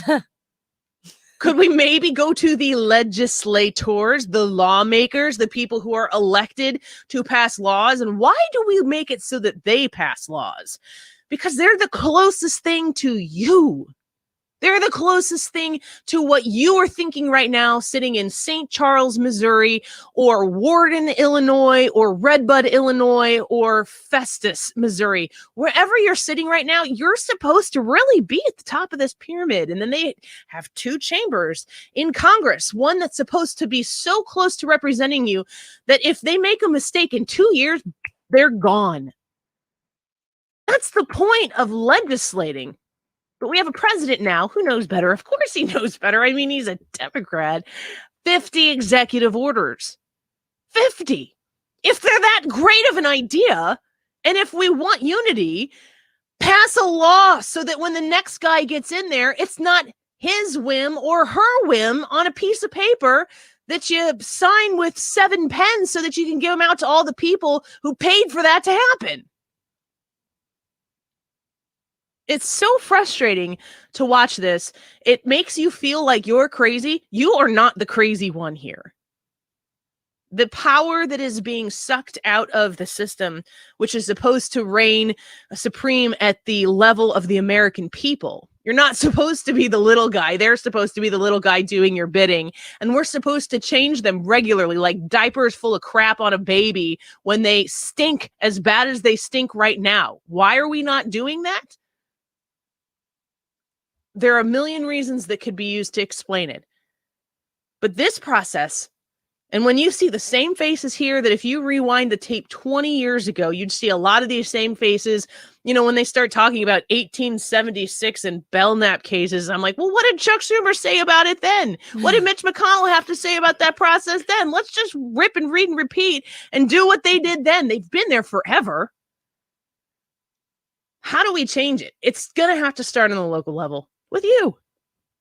Always with you. And if you're too busy and too annoyed and frustrated with the system to do anything about it, then just don't be surprised in 20 years when we are impeaching, I don't know, Don Jr. for the 4th time. God help us all. The same process is going to repeat itself over and over and over again. And we're all going to be just as annoyed and just as frustrated. Let's take a quick break. We'll get to some phone calls when we come back here. 314-241-9797. 314-241-9797. What hope do you have for the future of this country as we continue to take in the process of today? House impeachment managers making the case to convict Trump. We can talk about it here, or, you know, I can let you listen to what the Democrats have to say. Either way, 314-241-9797. We'll be right back.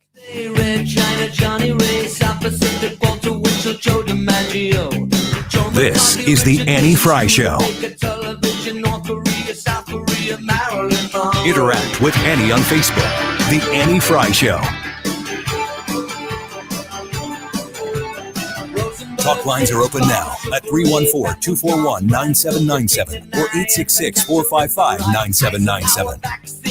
You're listening to the Annie Fry Show live from the Air Comfort Service Heating and Cooling Studio. In addition to heating and cooling, Air Comfort Service also offers indoor air quality, water heater, and AeroSeal duct sealing services. Get in your comfort zone with aircomfortservice.com. Say thank you to your home for being there for you. Start with a free estimate from your neighborhood CertaPro painters. We really understand how you feel about your home. That's why you can count on us to take care of every detail. Listening, prepping, painting. It's always worry-free with our expert painting team. Whatever project you have in mind, count on CertaPro painters doing the job beautifully. Schedule your free estimate now at CertaPro.com. That's Certa with a C. Each CertaPro painter's business is independently owned and operated. Hair Salon for Men, the place that my husband and my son go to get their haircuts, and I'm so grateful that they do because they don't have to think about it. Every time they go there, they get a perfect haircut every time. Hair Salon believes that men deserve better. Their experience is going to include, when you go and you visit and you get your haircut, a perfect haircut every time, a complimentary beverage, relaxing shampoo, hot towel and mint, complimentary shoe shine, and from their classic haircut all the way to their signature stress relief service, the Hair Salon is going to build a comfortable, relaxing environment designed for you, especially. Like I said, they believe that men deserve better. Plus, they have a promise, a 25% discount on services all day and every day for veterans, active duty military, and first responders. If you need your haircut, go online today, schedule an appointment, grab one. There are so many locations all around the St. Louis area on both sides of the river, and get your haircut the perfect way with Hair Saloon today. You can visit them online at hairsaloon.com to find out their locations and to make an appointment. Another reading from the Golden Oak Lending Book of Mortgage Lingo. What is Zipline? It's Golden Oak's fast and easy online mortgage application tool that leaves you with more time to take the dog for a long evening walk. Good dog. Plan a family movie night. I get to pick the movie. No, it's my turn. It's not. Okay, double feature it is. And still have time to clean up the popcorn you weren't planning on sharing. Toby! Bad dog. At Golden Oak Lending, we speak mortgage and love translating it for our customers throughout their lives. Right now, rates are at a historic low 2.5%. Take advantage of today's low rates by visiting us online at goldenoaklending.com to use Zipline, a simple tool that will make your next home loan or refi a breeze. And remember, at Golden Oak, we never charge for a home appraisal if we can't close your loan. NMLS 114937, 2.5% fixed, 2.655% APR on a conventional 15-year mortgage with 30% equity and approved credit. 111 Westport Plaza, St. Louis, Missouri. Get your Valentine's something special this year, the best version of you. Call the St. Louis Men's Clinic today for their $49 Valentine's Day special. Don't let erectile dysfunction stop you. Be the man you know you can be and take action now. Call the St. Louis Men's Clinic at 314-828-2600. That's 314-828-2600 and schedule your private consultation for only $49. You have nothing to lose and everything to gain. Guys, Valentine's Day is this Sunday. Are you still looking for a great Valentine gift for your special someone? Then give her the gift of comfort and relaxation this year with Tempting Touch Pajamas, exclusively from Pajamagram.com. Tempting Touch Pajamas will keep her warm and cozy from head to toe while complimenting her every curve. They're made with microvelvet, a new fabric that's silky smooth and addictively soft. They're irresistible to wear and beg to be touched. She'll slip these on after a long day and start melting away her stress. You'll love them too. Check them out at Pajamagram.com. Best of all, every Pajamagram includes free gift packaging, which means you don't have to wrap a thing. So get her Tempting Touch Pajamas and your free gift packaging today. Just go to Pajamagram.com. It's fast, easy, and delivery by Valentine's Day is guaranteed. That's Pajamagram.com. The Dave Glover Show. Here comes a giant chicken riding a three-wheel motorcycle. Matrix is having a glitch. They can't hold together. Wheels are coming off. Yeah. Weekdays at 3 on 97.1 FM Talk.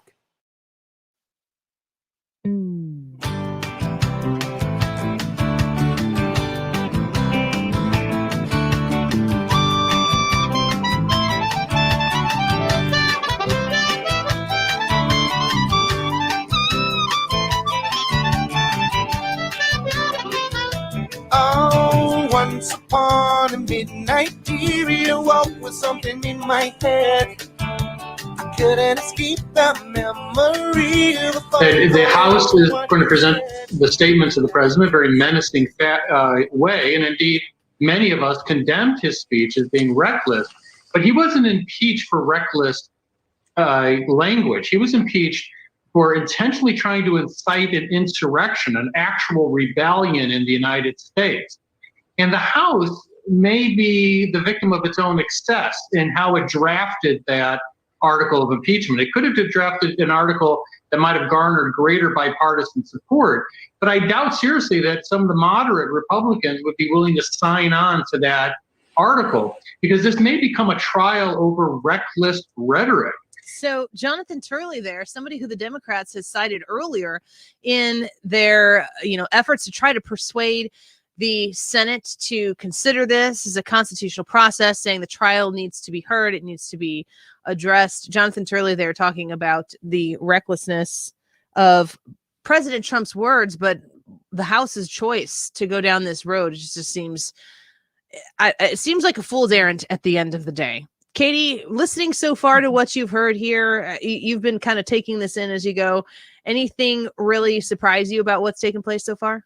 Nothing has surprised me. I think the people that they chose to speak against the president were wise because they are all very measured, and we can tell they like what they do. They love being lawyers. I think what you retweeted something from Marco Rubio, and it was the summation of it was there is another virus, another strain of the virus that's heading our way. There have been 50 executive orders signed by Biden. We are not getting real answers from Psaki in the press briefings. All the while, these monumental things are happening, and we're choosing to focus on an impeachment that we all know will not go through. And that kind of puts it into perspective to me that, today Chuck Schumer said, those who say, let's move on, that brings unity. That's completely false. I'm starting to think that maybe it's not the conservatives that can't let go of Trump, that maybe, just maybe, it's the Democrats that can't. Because the minute that the ball is off of Trump is the minute that they have to start being held accountable for the actions that they're making. Was it a sports reference? Well, the ball off of Trump, I'm not sure. Maybe out of his hands? Dodgeball. Okay, yeah. It was on his back. Yeah. Dive, duck, dip, dodge, and dodge. I said them in the wrong order. I absolutely agree with you.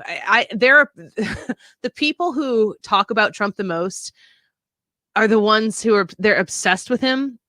They're not the people who love him the most. The people who hate him, the people who don't understand him or look at him as this enigma of how did you get there?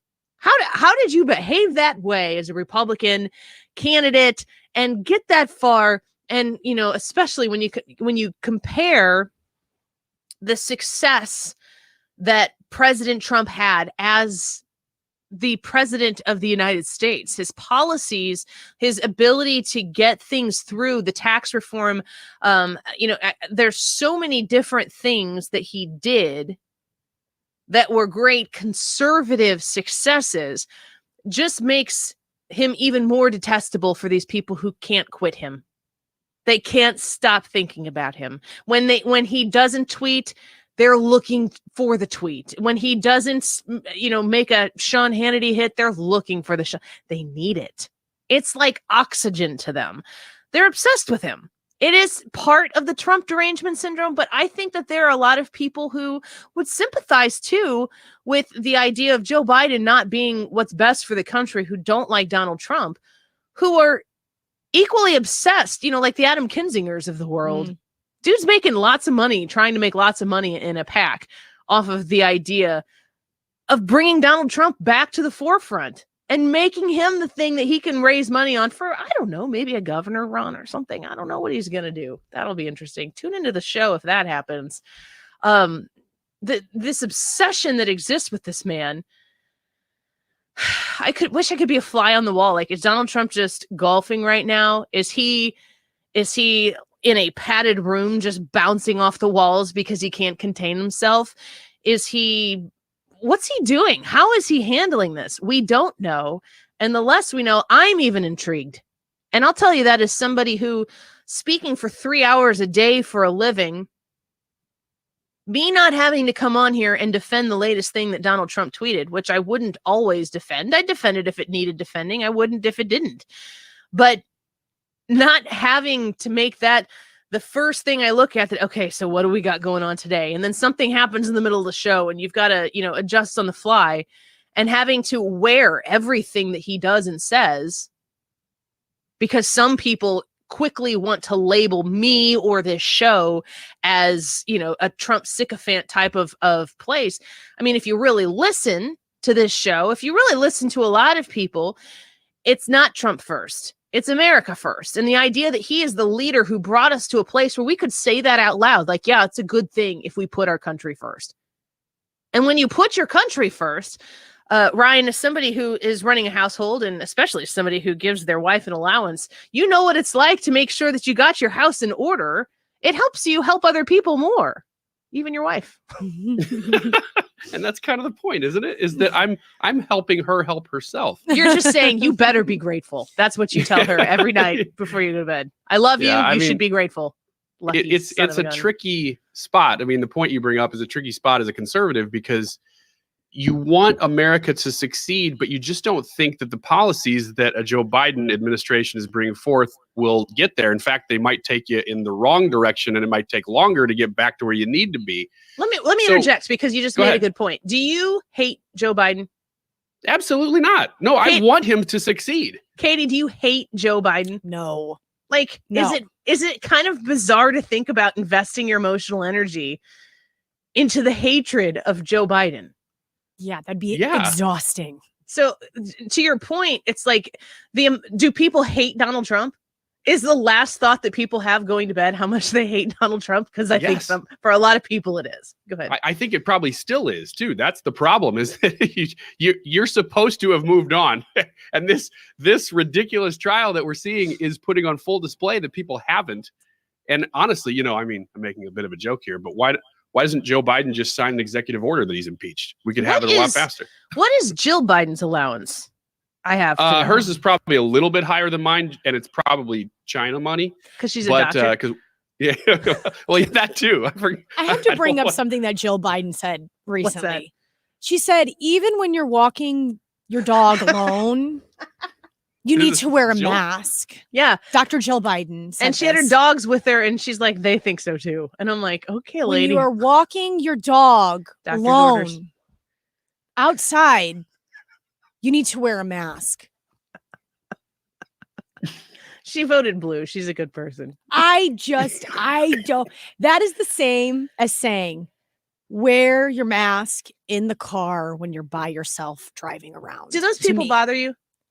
I just look and I'm like, that seems really annoying. Like, we're trying to work on places that we don't have to wear masks. Why are we adding places to wear masks now? I think that the people who wear masks in their car alone are as crazy as the people who are just beside themselves, infuriated by the people who wear masks. I mean, like, there is an unhealthy rage that people have for people riding in. I mean, I look at them like, seems kind of pointless to me, but okay, moving on. But there are people who are, if you see a person, like, will be like, take your mask off now. I just don't understand why.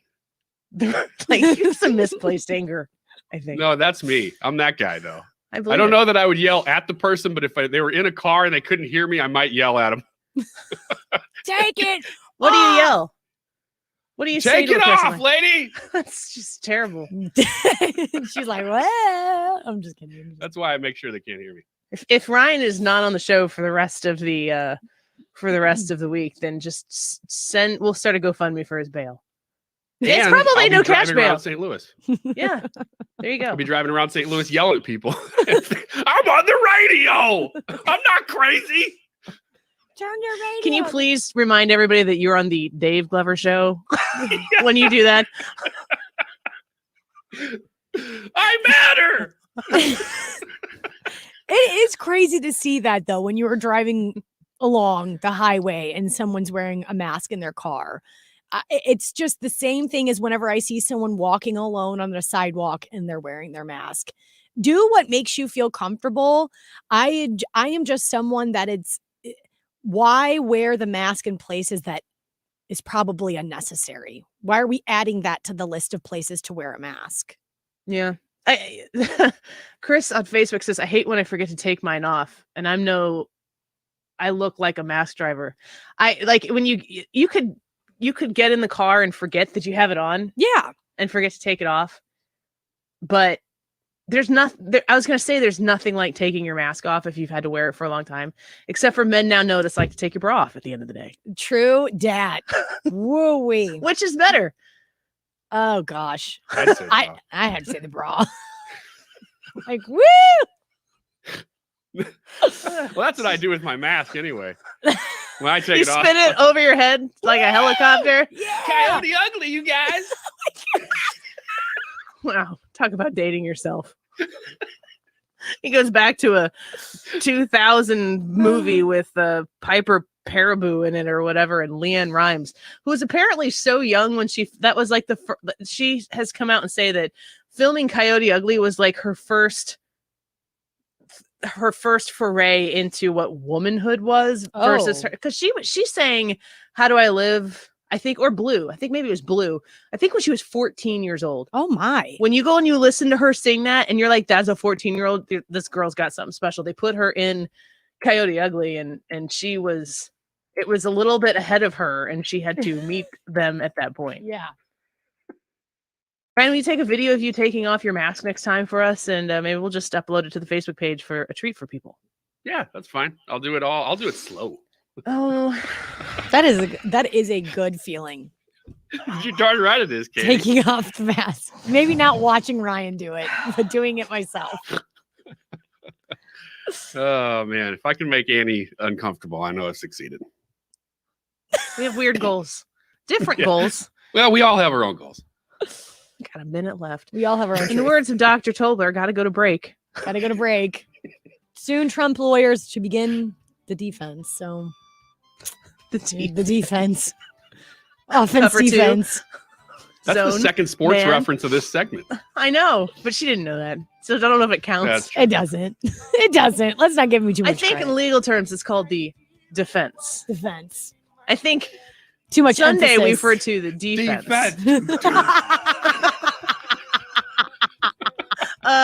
Let's just listen to some Blues Traveler. It's the best I got right now. Jim Carafano is going to join us when we come back, and we will tune into the Trump defense, and we'll see what kind of man-to-man zone offense, defense he's bringing, and take it straight to the Democrats here in just a minute on Capitol Hill. I don't know what just happened. Don't listen to the podcast. It doesn't exist. It's not real.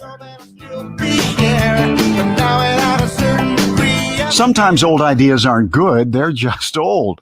For too long, Missouri officials have operated on the mistaken notion that education should only take place in person in an assigned public school. The pandemic has shown that's not good enough. Reform is needed to give parents choices to get their children the best education available. One great option is education savings accounts, or ESAs. The money the state would normally pay to your child's public school would go into an account that you control. You would be able to access the funds for private school tuition, online learning programs, or other approved uses. You can use that money to tailor your child's education. ESAs would put parents in charge. It's school choice at its best, with money following the student and not buildings. Let's help parents find an education that fits the needs of their child. Learn more in our 2021 Missouri Blueprint, moving Missouri forward at showmeinstitute.org. The Show Me Minute has been brought to you by Show Me Institute and Show Me Opportunity. Hi, I'm Tom Connors. Went to Mark Patrick's hypnosis seminar February 6, 2019. Nothing worked before. Left there and never smoked again. Amazing. Easy, affordable, and guaranteed. A year later, with my wife Michelle, attended Mark Patrick's weight loss seminar. She lost 18 pounds and I lost 43 in 8 weeks. It's true. He smoked 2 packs a day and nothing worked until Mark Patrick hypnosis. Now we're losing weight together, eating healthy, full on half the food, crazy, enjoying exercising. Who would have believed Mark Patrick hypnosis really works? It's amazing. I can breathe again. My blood pressure went down and I've got so much energy. So much energy. And look great.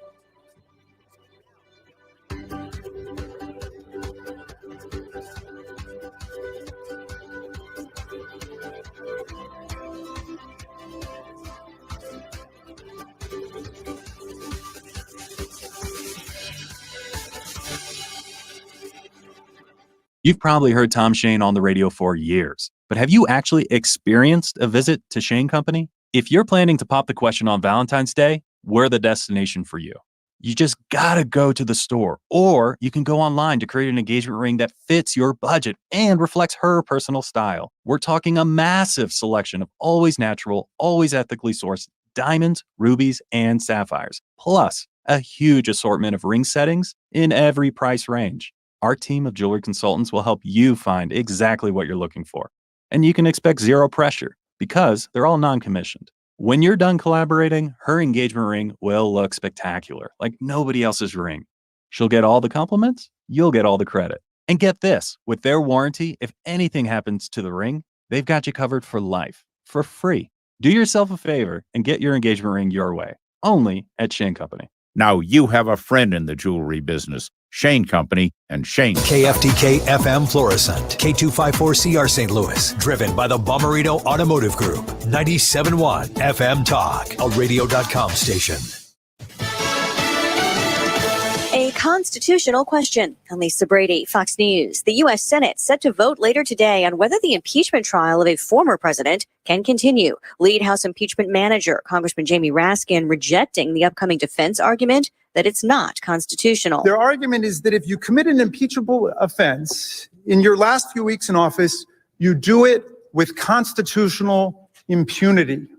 You get away with it. Former President Trump is charged with a single article of impeachment, accused of inciting the deadly attack on the U.S. Capitol last month. President Biden will only say this about impeachment. The Senate has their job. They're about to begin it. I'm sure they're going to conduct themselves well. He says his job remains focused on fighting the pandemic, speaking during a White House meeting with business leaders about COVID relief. American people are hurt. There's a lot of people are in real trouble. Part of the focus is on who would get another round of checks. The president signaling he is open to a lower income threshold for eligibility, but overall, he still favors going big on a relief plan. An attack on a health clinic under investigation in Minnesota where guns and explosives were used. Fox's Jeff Manasso has this live. Lisa, it's being described as a mass casualty event in Buffalo, Minnesota, where a man walked into an Alina health clinic hours ago and started shooting. A number of victims reportedly injured. The suspect is in custody. This woman was in the parking lot at the time when she says 2 nurses bolted from the building and jumped into her car. They were very scared and just wanted to get out of the place. Neither of them had their phone because they ran out so fast. So I let them call their relatives and let them know they were okay. As multiple law enforcement agencies surround that clinic just northwest of Minneapolis, where a bomb squad is also on scene. Lisa. Thanks, Jeff. Again, at this point, we do not know the exact conditions of those who were shot. America is listening to Fox News.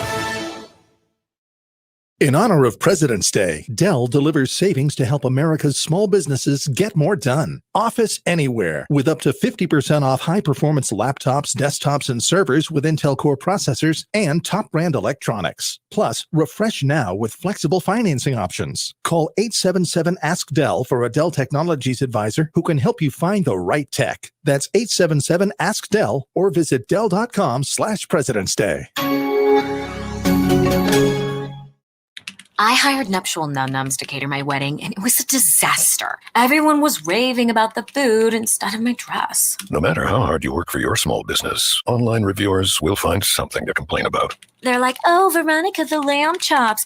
Did the lamb chops fly you out to Cancun? And while Progressive can't save you from these trolls, we can help you save money on commercial auto and business insurance. I will not be hiring them for my next wedding. Get a quote online today at progressivecommercial.com. Progressive Casualty Insurance Company, affiliated in third-party insurance. Air Comfort Service Heating and Cooling weather with Chief Meteorologist Dave Murray. Mostly cloudy skies with us on this Tuesday afternoon, keeping it cold, 22 for the high. Tonight, clouds and cold, 18. Wednesday, clouds, another little clipper coming by. Light snow, freezing rain, and sleet. Light's the key word. The focus, St. Louis South, 22. Clouds on Thursday, 22. Even colder weather Friday, Saturday, and Sunday. High temperatures in the teens. This is 97.1 FM Talk. Chief Meteorologist Dave Murray. Presented by Rocket Mortgage. When you need certainty in the home buying process with a loan that fits your life, Rocket can. When you need an expert to help navigate the home loan process, Rocket can. You've heard it's a seller's market, and yes, that makes it a great time to sell your home. Hey, it's Marc Cox here, and like every home seller, I want you to sell for the most money with the least stress. That's easy. Just call Gloria Liu with GL International Realty, part of Coldwell Banker Premier Group. Gloria is St. Louis real estate authority with an outstanding team that sells twice as fast for about 3% more money than other realtors. That's about $12,000 more on a $400,000 home. Gloria's unique marketing system showcases your home to her exclusive pool of over 9,000 ready buyers, resulting in increased demand and strong offers. Gloria Liu's sellers love working with her. They gladly refer to friends because they know Gloria guarantees to sell your home at your agreed to price, or she'll buy it herself. Call Gloria Liu at 314-325-6888. That's 314-325-6888, or visit GloriaHasTheBuyers.com. Finding the perfect romantic gift she'll love is easy at Diamonds Direct this Valentine's. With an expanded selection of designer jewelry and our best offer ever, 5 years, 0 interest financing. Your love is always our passion at Diamonds Direct, but especially on Valentine's Day. So we're holding nothing back. Pick any item, get our best value price, and spread your payments over 5 years with 0 interest financing. Diamond stud earrings, diamond eternity bands, layered necklaces, pendants, bangles, colored gemstones, and of course, the largest selection of diamonds and engagement rings in America. As part of our Valentine's celebration, this entire weekend we're featuring Veragio. Veragio is the only bridal designer that allows you to truly personalize your ring from the inside out. Express your individual style with Veragio. Our showcases are packed for the big day, and with 5 years 0 interest financing, everything's affordable. Shop in-store or online at diamondsdirect.com. Open Sunday noon to 5. Happy Valentine's Day from Diamonds Direct. Olive and 270 at City Place. So I want to invite you to join Thomas Helbig of the Retirement Advisory Group for the latest Protecting Your Retirement educational event, which is taking place. Here's the date to write down on your calendar. It's Tuesday, March 2nd at the Frontenac Hilton, 6:30 p.m. as always. And I have talked to many of you after you have attended one of these, and you have been so grateful for the information. It's a free event. It costs you nothing to go to it, and you get to listen to him. It's a short event too. He's not going to suck up your entire evening. It's like 30 minutes of time. Tuesday, March 2nd at the Frontenac Hilton at 6:30 p.m. But you do have to reserve your spot. 855-755-1555. That's 855-755-1555. If you're feeling uncertain about the economy, with the spending that's taking place right now, with job losses that have happened under this new administration, you can protect your retirement with the expertise of the Retirement Advisory Group led by Thomas Helbig. Schedule your spot today, 855-755-1555. You can go online to retirementkey.com. You can ask your smart speaker to play 97.1 FM Talk for information with perspective. Although you don't have to say all the tagline stuff. Just say, play 97.1 FM Talk. Powered by Dell Technologies. Call 877-ASK-DELL. The Annie Fry Show is sponsored by Forensic IT, the tech experts that find the root cause of your technical problems. ForensicIT.com. That is exactly what I needed to hear. Thank God someone here knows what they're talking about. That's us. That's right. Gotta love this American ride. Right, you need to take the time and get the full picture. Come on, turn the radio on. It's Saturday and I won't be long. Don't get me wrong, I love the ladies. I mean, they rev my engine, but they don't belong in the newsroom. It is Anchor Man, not Anchor Lady. What do you want from me? I'm not America's sweetheart. Goodness sake, Beth. Keep your voice down. Your father's listening to the radio. I'm not America's sweetheart. This is the Annie Fry Show.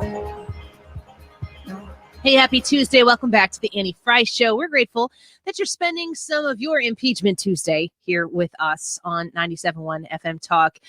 We've been covering the impeachment in and out throughout the course of the show. We will continue to do that as news continues to be made. The Trump defense team has begun to make their case. We're going to bring that to you in about 15 minutes or so. So stick around so you can listen into some of that. You've got to hear some of the Democrats that are making the case for this trial to be heard and for a conviction to be considered.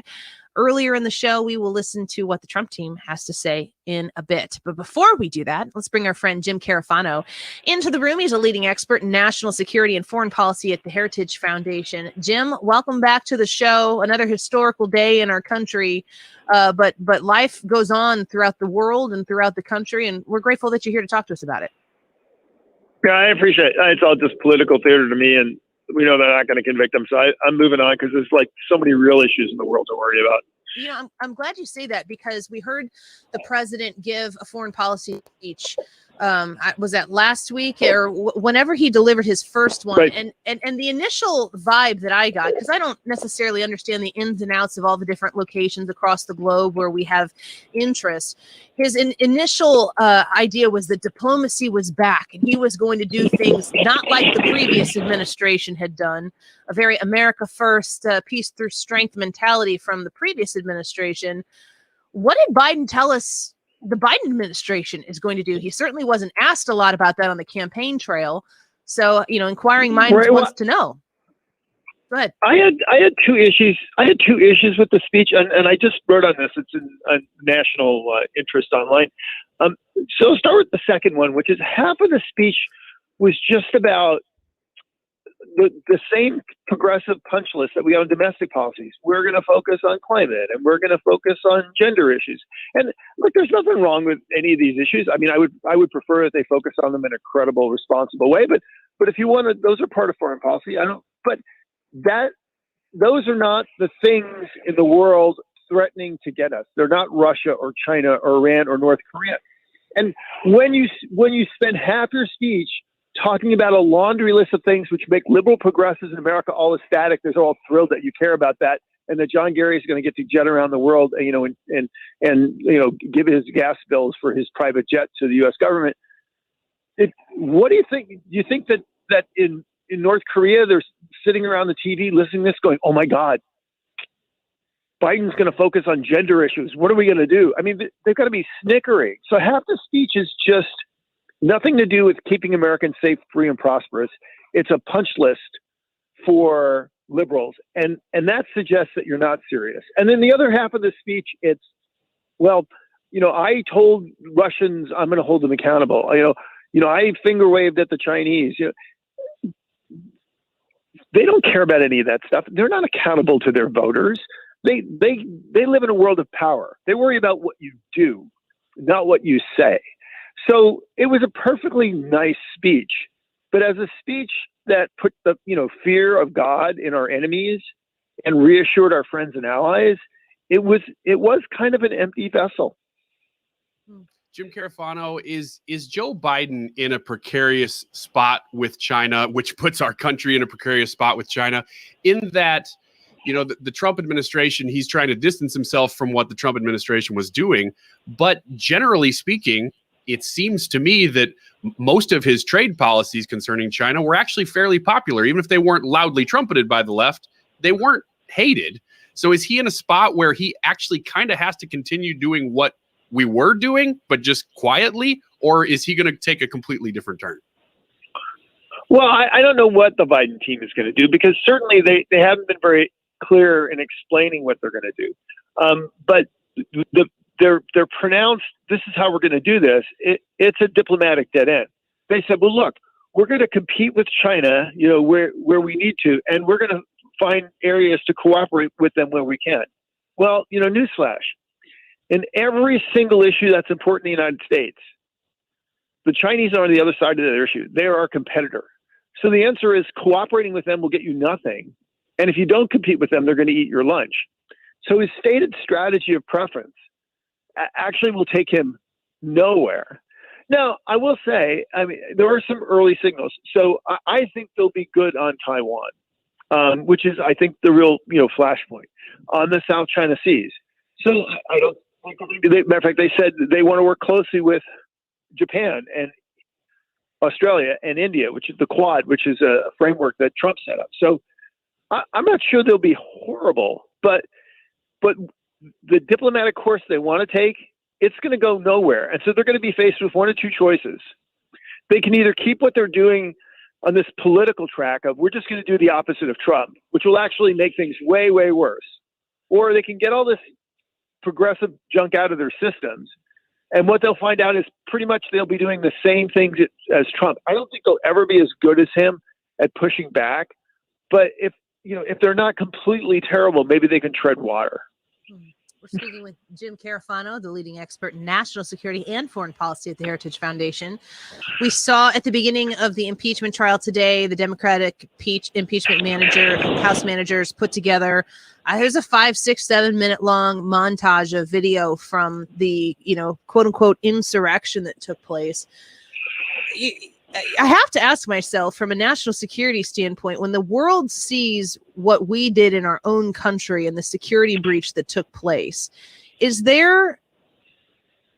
are we reacting to that in our own law enforcement and our own intelligence communities to make sure that we fortify ourselves so that doesn't happen again? And is there a a foreign policy or a global situation where other countries see that and go, oh, well, that's interesting? No, I don't think there's a real a real security concern and a real foreign policy concern. Look, on the security side, we have a long track record of political violence in the United States. It's not it's not of the kind that's stormed the Capitol. It's BLM and Antifa, where they've been organized and funded and everything else. And so, if you want to look at a sustained campaign of political violence, we have that. We don't have the Capitol.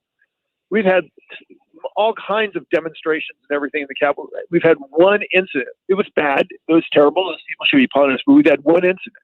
So we don't have anything indicating a trend or a reason to fear the 75 million people in this country that didn't vote for Joe Biden. I mean, the data is just not there. So I don't think there is a real public safety concern there. And when other countries look, I think they look at American power, and that's what they're not looking at, the Yahoo with the buffalo on his head that stormed the Capitol. They're looking at our Army and our Navy and our Space Force and our economy, and that's what they're worried about. But this, I think, the bigger issue. This gets exactly though to the problem with Biden's speech and the issue we're today.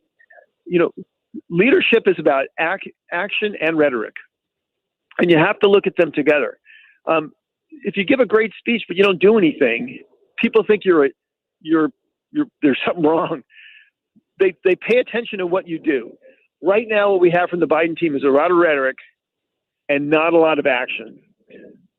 Conversely, maybe you don't like Trump's rhetoric. I mean, basically what they're trying to do is say, well, we don't like his speeches, so he should never allow to hold political office again. But that's just talk. If you look at what this administration did, both in leading this country and in foreign policy, our enemies were worse and our allies were better. And so I would hope that everyone in Washington would put their political and their partisanship and just park it in the corner and start looking about what are we doing to lead this country to keep it free, safe, and prosperous, because that's a part of the Trump administration that made us safer after 4 years of his leadership. Yeah, that's probably the most unifying message I've heard in quite some time come from somebody who pays attention to these things. We appreciate you, Jim. Good to have you here. And I think we could take your advice as well. This political show that's taking place on Capitol Hill, time to pay attention to some more important things. Good advice from you. Yeah, go watch reruns of Brady throwing yet another touchdown pass. Yeah, See ya. you're kind of treading on Chiefs territory here, so just be careful. I know. Thank you, Jim. We love you guys, though. We appreciate you too. Thank you so much. Jim Carafano with Heritage Foundation, on Twitter at JJ Carafano.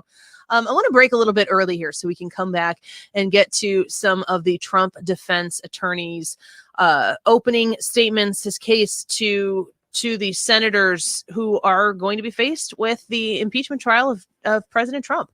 So when we come back, we'll listen to Bruce Castor Jr., who is the Trump defense attorney, and hear what he has to say. And again, I invite you to join us on our Facebook Live, facebook.com/Annie Fry Show, or the Annie Fry YouTube channel. Just go to Annie Fry on YouTube. You'll see that we're live right now. And we have live chats going in both locations while we listen into Bruce Castor Jr. deliver the defense of President Trump. You can chat along with us, and we read those comments, and we reply as well. Stick around, more when we come back. Don't go away. I finally found something I'm good at. The Annie Fry Show is streaming online. Watch us live on YouTube and subscribe. Sometimes too strong of affection for a whiskey. It's time to get your house zero resified, starting at $119 for 3 rooms and $50 off your air duct cleaning. Call 314-474-2020 and tell them that you want the Dave Glover special, ZeroResSTL.com. Don't paint, don't vinyl. Go Rhino Shield. Never paint your house again. Rhino Shield. Never paint again with Rhino Shield. Listen to what a couple of happy customers have to say. My family's business is over 10,000 square feet, and it did not have the curb appeal I wanted. Our building was really faded. You came out, you gave me all of these options that would fit my building. I don't want to have to paint my building again. 25 years is a long time to not have to worry about the outside maintenance of your building as far as paint. That's a no-brainer. That's why Rhino Shield worked for me. What a wonderful job they did. It's beautiful. They were very thoughtful, kind, considerate guys. Appreciate all the work that these 2 young men did. Call Rhino Shield, 877-25-RHINO, 877-25-RHINO, or 877-25rhino.com. See what we did there? Genius. Tell them, ladies. Don't paint, don't vinyl, go Rhino Shield. Never paint your house again. Rhino Shield. Small business owners don't have the patience for nonsense, especially when it comes to their internet provider. They want the best services for the best price. Simply put, that's Spectrum Business. They give you great value, zero nonsense. Just call 833-919-2121. You'll get fast, reliable internet and phone with no contracts and no hidden fees. All for a price that could cut your bill in half. Spectrum Business. Call today, 833-919-2121. Hey guys, Glover here for my good friends, and they are my good friends, George and Mike, the owners of ThrottleNet, the IT place. Let me right out of the chute give you throttlenet.com/971 because I really think you're going to want to go at least check out the website. Here's the deal. They do comprehensive IT. They do everything from protection, from ransomware and phishing schemes, which, by the way, have gotten so much worse since most of our workers are working from home. It's so much easier to infiltrate your company through a home computer. We take care of all of that. We maximize your profits and we minimize your expenses through IT. The industry standard in St. Louis is 3 hours from the time you contact your IT provider and say, I've got a problem. It takes them 3 hours to get back to you. In 2020, the average for ThrottleNet was 1 minute and 57 seconds. I think that says a lot. We have continuing webinars going on. Check them all out at throttlenet.com/971. Say thank you to your home for being there for you. Start with a free estimate from your neighborhood CertaPro painters. We really understand how you feel about your home. That's why you can count on us to take care of every detail. Listening, prepping, painting. It's always worry-free with our expert painting team. Whatever project you have in mind, count on CertaPro painters doing the job beautifully. Schedule your free estimate now at CertaPro.com. That's Certa with a C. Each CertaPro painter's business is independently owned and operated. Is your credit card debt piling up? Pacific Debt can help. Pacific Debt is the nation's friendliest debt settlement company. With an A+ rating from the Better Business Bureau and thousands of 5-star reviews on sites like Trustpilot and Best Company, they can settle your debt for a fraction of what you owe. In fact, they've settled over $300 million, helping people just like you. Get a monthly program payment you can afford and zero upfront fees. Get free information now. 800-281-9981. 800-281-9981. Are you the parent of a 2 to 7-year-old? Listen closely for an exciting free radio offer. By now, you've probably heard of ABC Mouse, the Parents' Choice Award-winning online learning program that's actually changing the lives of early learners everywhere. ABC Mouse is like a little one-on-one teacher. It has helped her so much. Right now, we're offering a special radio promo to try it free for a month, but you have to go to abcmouse.com/radio to claim your free month. That's abcmouse.com/radio. Sponsored by Age of Learning. The Annie Fry Show. Listen, this is an awesome show. I just accidentally found you. I was just scanning through. Tell your friends to tune in 97.1 FM Talk. 97.1. You got it. Thank you. The Annie Fry Show on 97.1 FM Talk.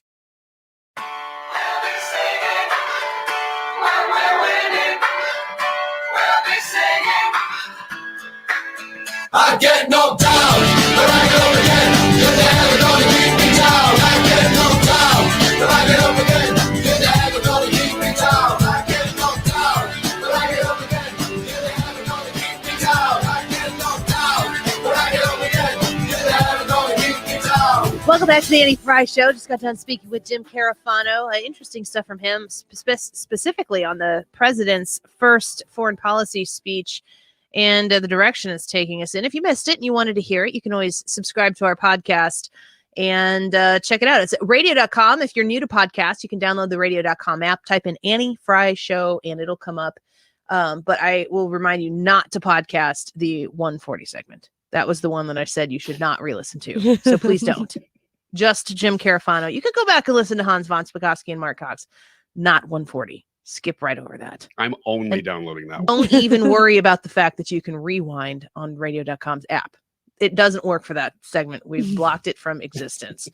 The Trump defense attorney, Bruce Castor Jr., is delivering his opening statements in front of the Senate right now. And we're going to dip in and listen to a little bit of this and take it from the top and see what he has to say, what the case that the Trump defense is making, and listen in here. So, Katie, let's fire away. See what they got to say. And the emotion that certainly welled up in Congressman Raskin about his family being here during that terrible day. And you will not hear any member of the team representing former President Trump say anything but in the strongest possible way denounce the violence of the rioters and those that breached the Capitol, the very citadel of our democracy, literally the symbol that flashes on television whenever you're trying to explain that we're talking about the United States. Instant symbol. To have it attacked is repugnant in every sense of the word. The loss of life is horrific. I spent many long years prosecuting homicide cases, catching criminals that committed murders. I have quite an extensive experience in dealing with the aftermath of those things. Certainly, as a FOP member and a member of many police organizations myself, we mourn the loss of the Capitol Police officer, who I understand is laying not too far away from here. And you know, many of you in this room over your careers before they reached this summit here in the Senate would have had times where you represented your local communities as assistant district attorneys, assistant Commonwealth attorneys, assistant state attorneys. And you know this to be true, that when a horrific event occurred in your county or in your jurisdiction, if it was a state jurisdiction, you know that there was a terrible outcry and the public immediately reacts with a desire that someone pay because something really bad happened. And that is a natural reaction of human beings. It's a natural reaction of human beings because we are generally a social people. We enjoy being around one another, even in DC. We recognize that people all the world over, and especially Americans who share that special bond with one another, love the freedoms that this country gives us.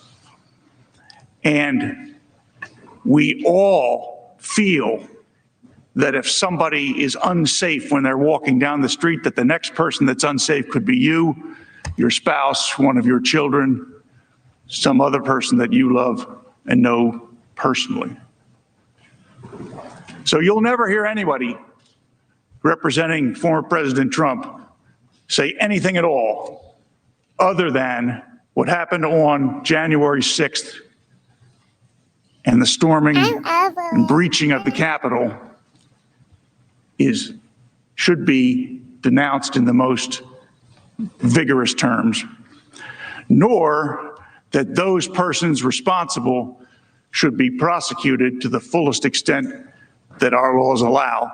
And indeed, I have followed some of those cases and those prosecutions, and it seems to me that we're doing a pretty good job of identifying and prosecuting those persons who committed those offenses. And I commend the FBI and the District of Columbia Police and the other agencies for their work. It's natural to recoil. It's an immediate thing. It comes over you without your ability to stop it.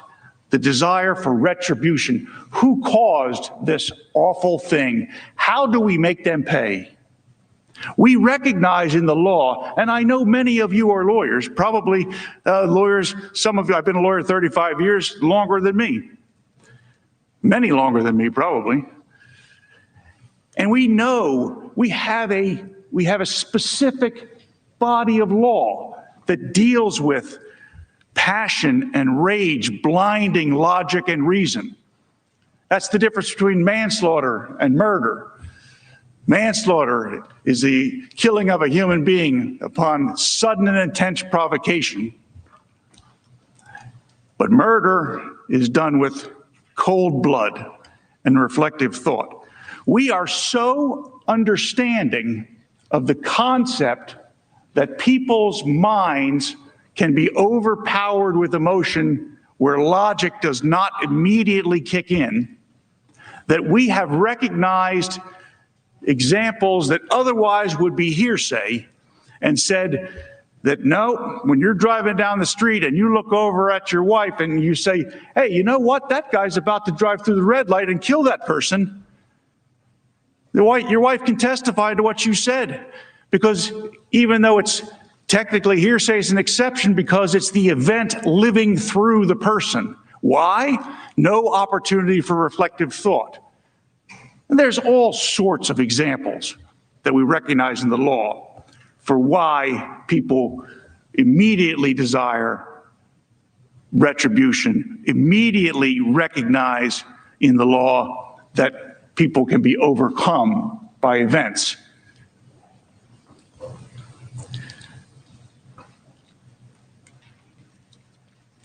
And you know, senators of the United States, they're not ordinary people. They're extraordinary people, in the technical sense, extraordinary people. When I was growing up in suburban Philadelphia, my parents were big fans of Senator Everett Dirksen from Illinois. And Senator Dirksen recorded a series of lectures that my parents had on a record. And we still know what records are, right? On the thing you put the needle down on and you play it. And here's little Bruce, 8, 9, 10 years old, listening to this back in the late 60s. And I would be listening to that voice. If you ever heard Everett Dirksen's voice, it's the most commanding, gravelly voice that just oozes belief and sincerity. Must have been a phenomenal United States senator. He doesn't talk about ordinary people as we do in the law. We apply the ordinary person standard.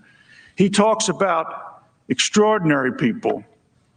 He talks about gallant men, was the name of the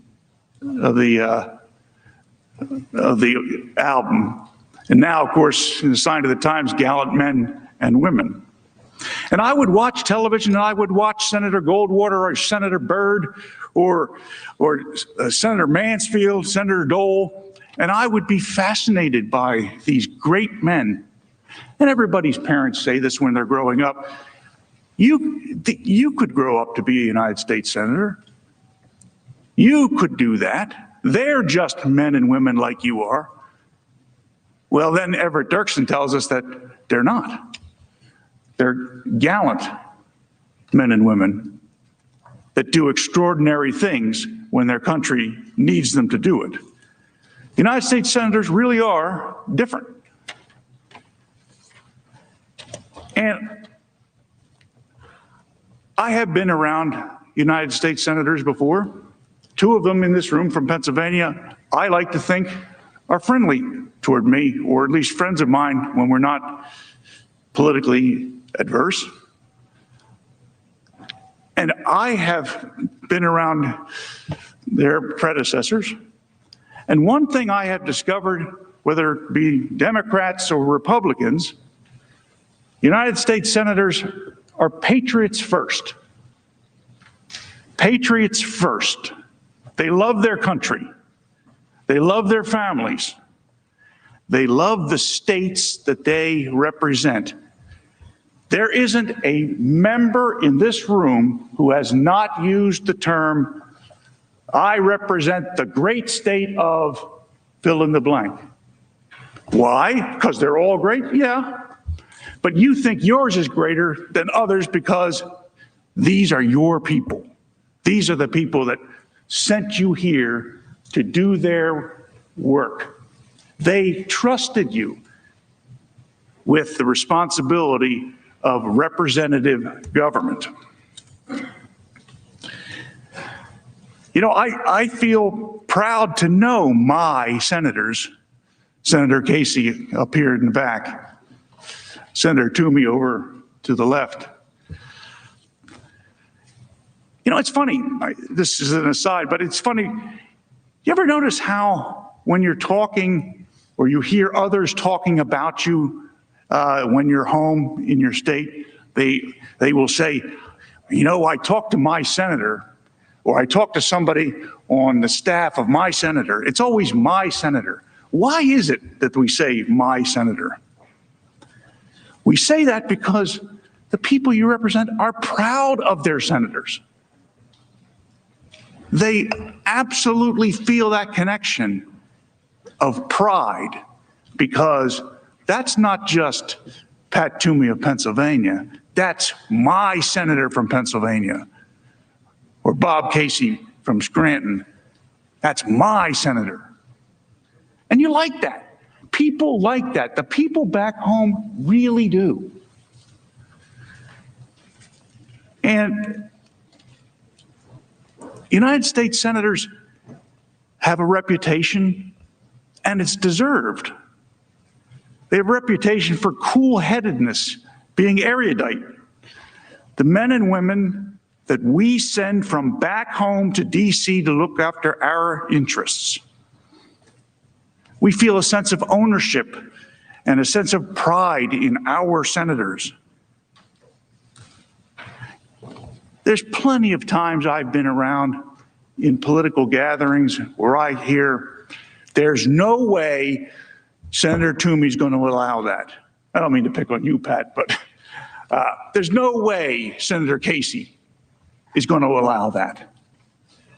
Because we feel the pride, and something bad is potentially in the wind. And we expect our United States senators not reacting to popular will and not reacting to popular emotions. We expect them to do what is right, notwithstanding what is immediately and expedient that the media tells us is the topic of the day.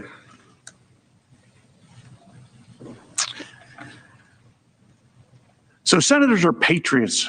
Senators are family men and women. They're fierce advocates for the great state in which they represent. And somewhere far down that list of attributes, way below patriot and way below love of family and country and way below fierce advocates for their states, far down, at least that's what I thought anyway, and I still think that. Somewhere far down that list, senators have some obligation to be partisans, to represent a group of beliefs that are similar to beliefs shared by other United States senators. I understand that. And in fact, I have no problem with that system. It helps us debate and decide what is best for America, the robust debate of different points of view. And I dare say that Senator Schumer and Senator McConnell represent those things in this body and make sure that everything is talked out and robustly debated in this room before United States senators make a decision of extreme importance to the people they represent. If you were unsure, this is the Trump defense attorney speaking right now. The overwhelming reaction to what you have just heard here. I won't go into the rest of the Billy Madison quote, but it's very hard to tell where this is going or why it is going there. We're going to take a quick break and come back with signs of the apocalypse, because it seems like the only natural thing to do right now. But you've been listening to Bruce Castor Jr., who is the Trump defense attorney, lay out the opening statement for Trump's defense. And I'm no legal expert, but what? I'm sorry. It's not good. Alan Dershowitz is a legal expert. I'll tell you what he thinks about it when we come back. Don't go away.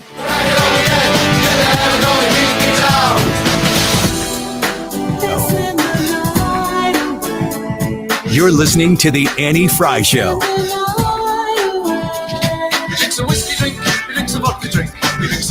You're listening to the Annie Fry Show live from the Air Comfort Service Heating and Cooling Studio. Air Comfort Service is hiring licensed journeymen. Get guaranteed hours year-round and up to $25,000 signing bonus and more. Apply online at aircomfortservice.com. That's aircomfortservice.com. The only person who can change your life is you, but you need to know how. Listen to my show, The Del Walmsley Radio Show, where the hype ends and the help begins. Listen to the Del Walmsley Radio Show this Saturday afternoon from 1 to 2 p.m. on 97.1 FM Talk. The Closet Factory. Oh, I love The Closet Factory. ClosetFactory.com is the website. If you are looking for a great redo on your closet and your master closet, I want you to reach out to Closet Factory at 314-961-4300. 314-961-4300. Now through Valentine's Day, a high-end textured color for your closet at the regular price of white material. This is a super value, but it's only going to last until Valentine's Day. This is a dream closet at the absolute lowest price right now. Call them at 314-961-4300. Mention the Annie Fry Show and get this savings started today at the Closet Factory. Their designs are as unique as your needs are. Your house, your closet, it's going to be different than the needs that I'm going to have in my house with my closet. Maybe you share a closet, maybe you don't. Maybe you don't share a closet and you'd like to make it so that you could share a closet. Whatever your situation is, Closet Factory is going to come in. They're going to assess your situation and they are going to blow your mind with what they can do with organization, getting your life together in the spaces in your home. 314-961-4300. Call the people who are doing my closet today and get the project started. ClosetFactory.com. You want to retire soon, but everyone keeps telling you to wait until you're 65. After all, that's the age that you qualify for Medicare and you're close to full retirement age. I'm Marvin Mitchell, president of Compass Retirement Solutions. In my new book, Retire Early, The 9 Critical Decisions When Retiring Before 65, I discuss proper planning to help make early retirement possible. When to take Social Security, what to do with your 401k, healthcare, how to maximize retirement income, and much more. Get a complimentary copy of Retire Early by calling 1-800-743-8510. That's 1-800-743-8510. Can you retire early? Call 1-800-743-8510 for your copy of Retire Early, The 9 Critical Decisions When Retiring Before 65.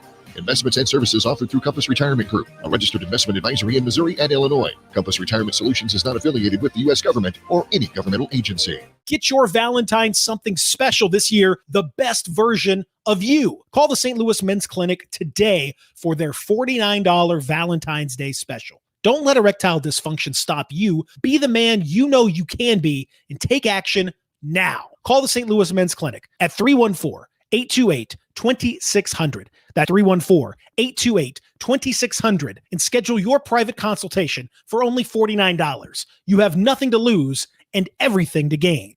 Marc Cox here. If you're nearing retirement or already retired, call Thomas Helbig with the Retirement Advisory Group at 314-993-9494. He'll show you how to participate in the market gains without ever losing a penny. Thomas is the official financial advisor of the Marc Cox Morning Show. Hey guys, Glover here for a brand new sponsor of the show, Legacy Box. If you listen to the show, you know how into my family history I am, and pictures of my great grandparents and videos from when my mom and dad shot reel to reel with my brother and sister going to Florida in the 50s. All of this stuff is deteriorating. You can send it off to Legacy Box. It's super, super simple. I'm in the process of doing it right now. You just put it all into the Legacy Box. You send it off. They digitize it. You can have it stored on the cloud, a thumb drive, a DVD, along with all of your original media that you sent. Of course, you get that back. It's completely safe. It's very affordable, and you're going to be so glad that you did it. So will your kids. So will your grandkids. Go to legacybox.com/Glover right now to take advantage of a 50% offer. This exclusive offer won't last long, so order the kit now and send it in whenever you're ready. That's legacybox.com/Glover for 50% off. The Marc Cox Morning Show. That is a person who does not have a role as a leader of our party. I don't know if Adam Kinzinger and Liz Cheney really get it. What they're going to end up doing is fracturing the people that have voted Republican. Weekday mornings 5 to 9.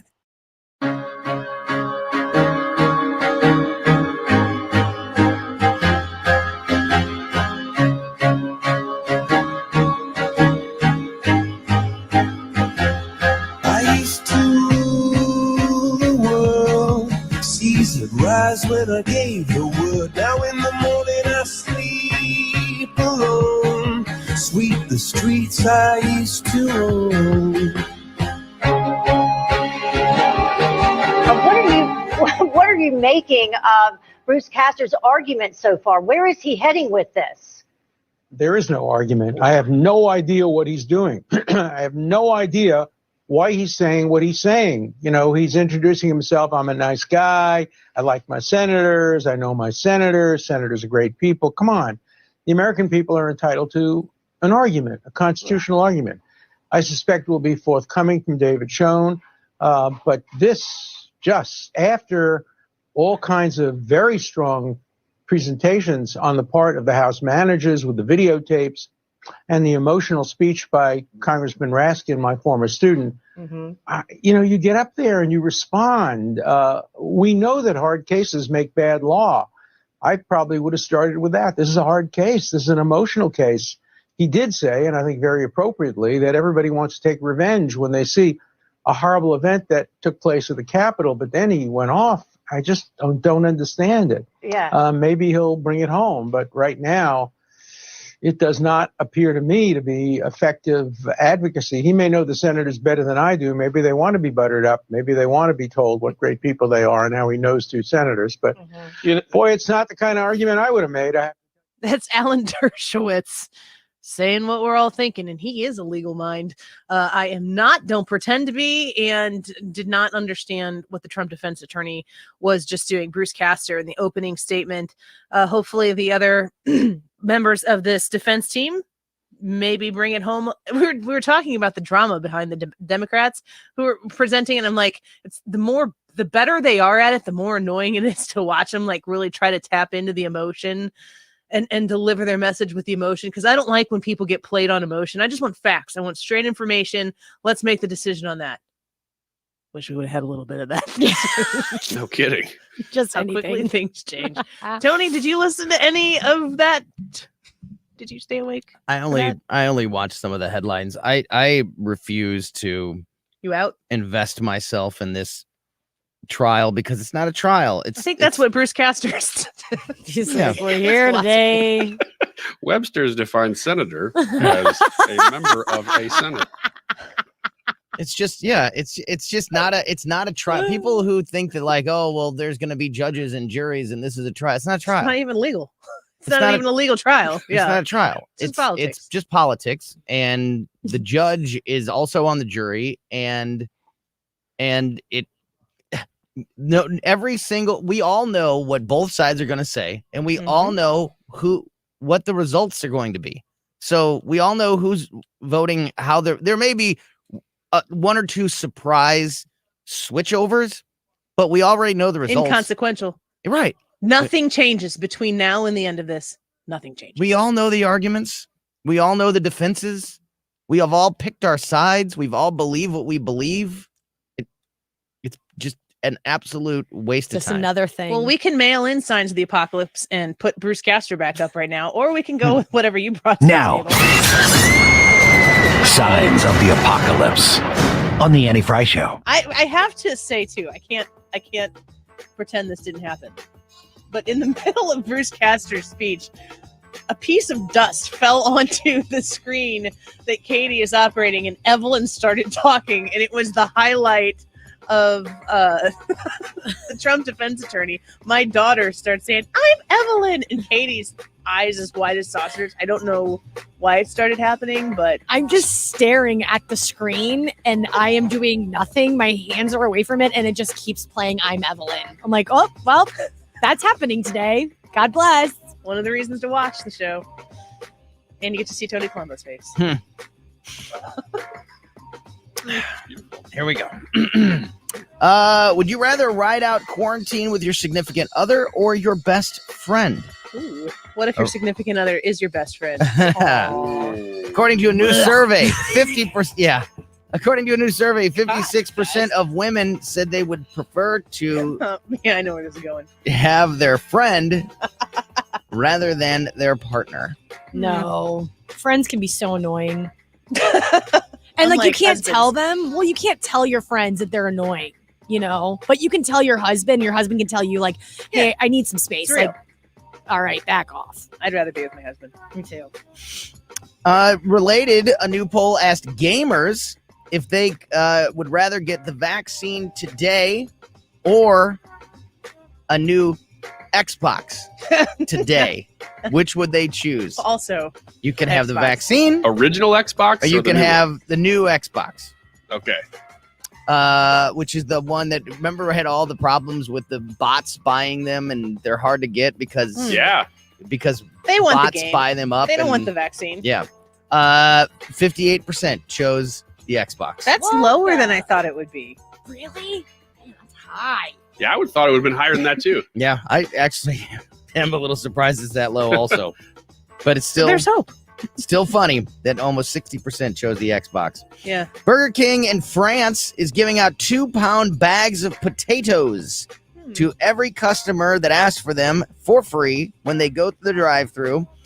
Burger King over there bought an extra 200 tons of potatoes to help out farmers in that country who had a huge surplus because of the Wow. pandemic. That's kinda So Burger King bought them to help out the farmers, and Burger King doesn't know what to do with them. So all you got to do is go to a Burger King and say, "I'll take the potatoes, please," and they will hand you they'll hand you a 2-pound bag of potatoes. Lovely. Pretty amazing. Yeah. Without government intervention, even. We've seen tons of restaurants that have put mannequins at tables to enforce social distancing. Weird. But this is just about to get weirder. Weirder. A woman who owns a restaurant in Belgium says that she misses customers so much that she has started serving the mannequins. No. No, they make movies about that. What a waste of time. In the 80s. I hope when she's... What does she serve them? What do they want to eat? I hope that I mean, to eat she's their own, making right? that up, and I hope they're not talking back. I hope when she goes and asks for their order She has conversations with them. that she's not hearing voices. I feel like that is just the biggest waste of time. Apparently she has time. No kidding. Apparently Too time much. is like the potato surplus. There's a lot of it. Well, hi, Katie. Welcome back. The usual for you? All So right. So How weird I would hope it be there's to not walk like a in there and bartender or a cook in the back that has, right. has to fill these orders. She's like, yeah, I got a sloppy Joe and a one with a bunch of modifications. No tomatoes, extra onions. Susie, you know there's no one out there. Send it back. Katie, what's your steak? Send it back.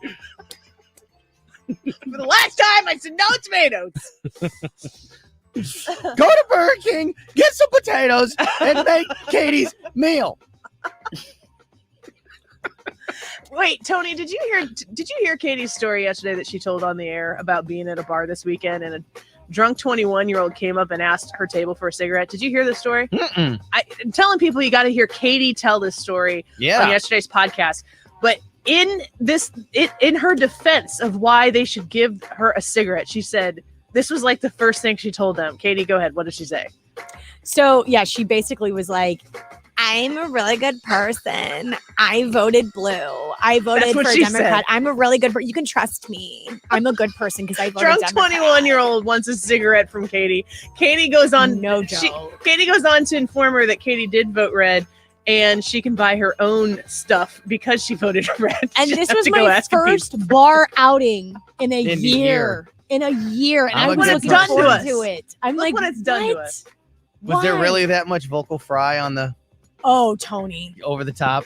So much. You have vocal- to hear her do And the she drunk was girl drunk. voice Yeah. yesterday in full. It is And well she worth was it. drunk. I just need a cigarette. I'm a blue. I'm a good person. I like O'Hara. I like cigarettes. That's how It's a that was. comorbidity smoking is right now. All right, you know what? This story may be dumber than that story. Hollywood executives are so starved for pre-existing properties that they can exploit that they are hitting the bottom of the barrel. Here is the latest example. The card game Uno is being turned into a movie. Sweet. I'll watch that. I'll How? watch it. How? Okay, it's Show that instead of Bruce Castor's It's next described as an action heist comedy set in the underground hip hop world of Atlanta. What? Rapper That's a shame. Lil Yachty is producing and will probably star in it. And he wrote part of it. He's wild. Lil Yachty says, quote, I played Uno as a kid and still do today. So to spin that into a movie based on the Atlanta hip-hop Naturally. scene The next step here. is really special. It hits close to home for me. The game of Uno. I'm going to read that again. Changed my life. I'm going to read that again. Yeah, please. Rapper Lil Yachty is producing and will probably star in a movie about the card game Uno, Probably star. which is set in the underground hip-hop world of Atlanta. And he says, quote, I else would you played put the Uno movie? as a kid and still do today, so to spin that into a movie based on the Atlanta hip-hop scene is really special. It hits close to home for me. I hope it's the Uno attack version. How People are just are so these bored. things connected? They're bored. No, People are seriously, bored. there's This But is how do you nothing connect about Uno that to that the has underground Uno. Atlanta hip-hop scene? We're gonna Are find you out. going to see it to find out? No, That's I mean, find I don't out. watch any movies. Yes, and I this will. one is definitely Not going on to your be, list. no, nowhere near the list. I like Uno. I do too. All right, Uno attack. this one's a story, so I got to go fast. Matthew Steves and his wife hadn't had a moment alone in months, but when they stole away for a drive last week and stopped to play Pokemon Go on their brief getaway, it Was ended this with Andy and Jared? $880 fine. The couple live in Ontario. They went out in their car. They were playing Pokemon Go. One of them got out to catch a Pokemon. A police officer saw them and said that their trip was not essential, so they were breaking lockdown and handed them a $880 ticket. Hope This it was is in the state of valuable Pokemon. Illinois. It could be. Quiet. Don't tell that 800 story again. It'll be suggested. My son will be heartbroken. Unbelievable. Nuts. Signs of the apocalypse. They never disappoint. David Schoen, the Trump defense attorney, is giving his speech right now and hopefully doing a little bit better than the previous lawyer. We're going to continue to cover this all week here on the Annie Fry Show. The DGS will be on it as well, and a few laughs in there, here and there. Stick around, DGS up next. A reading from the Golden Oak Lending Book of Mortgage Lingo. What is Zipline? It's gold.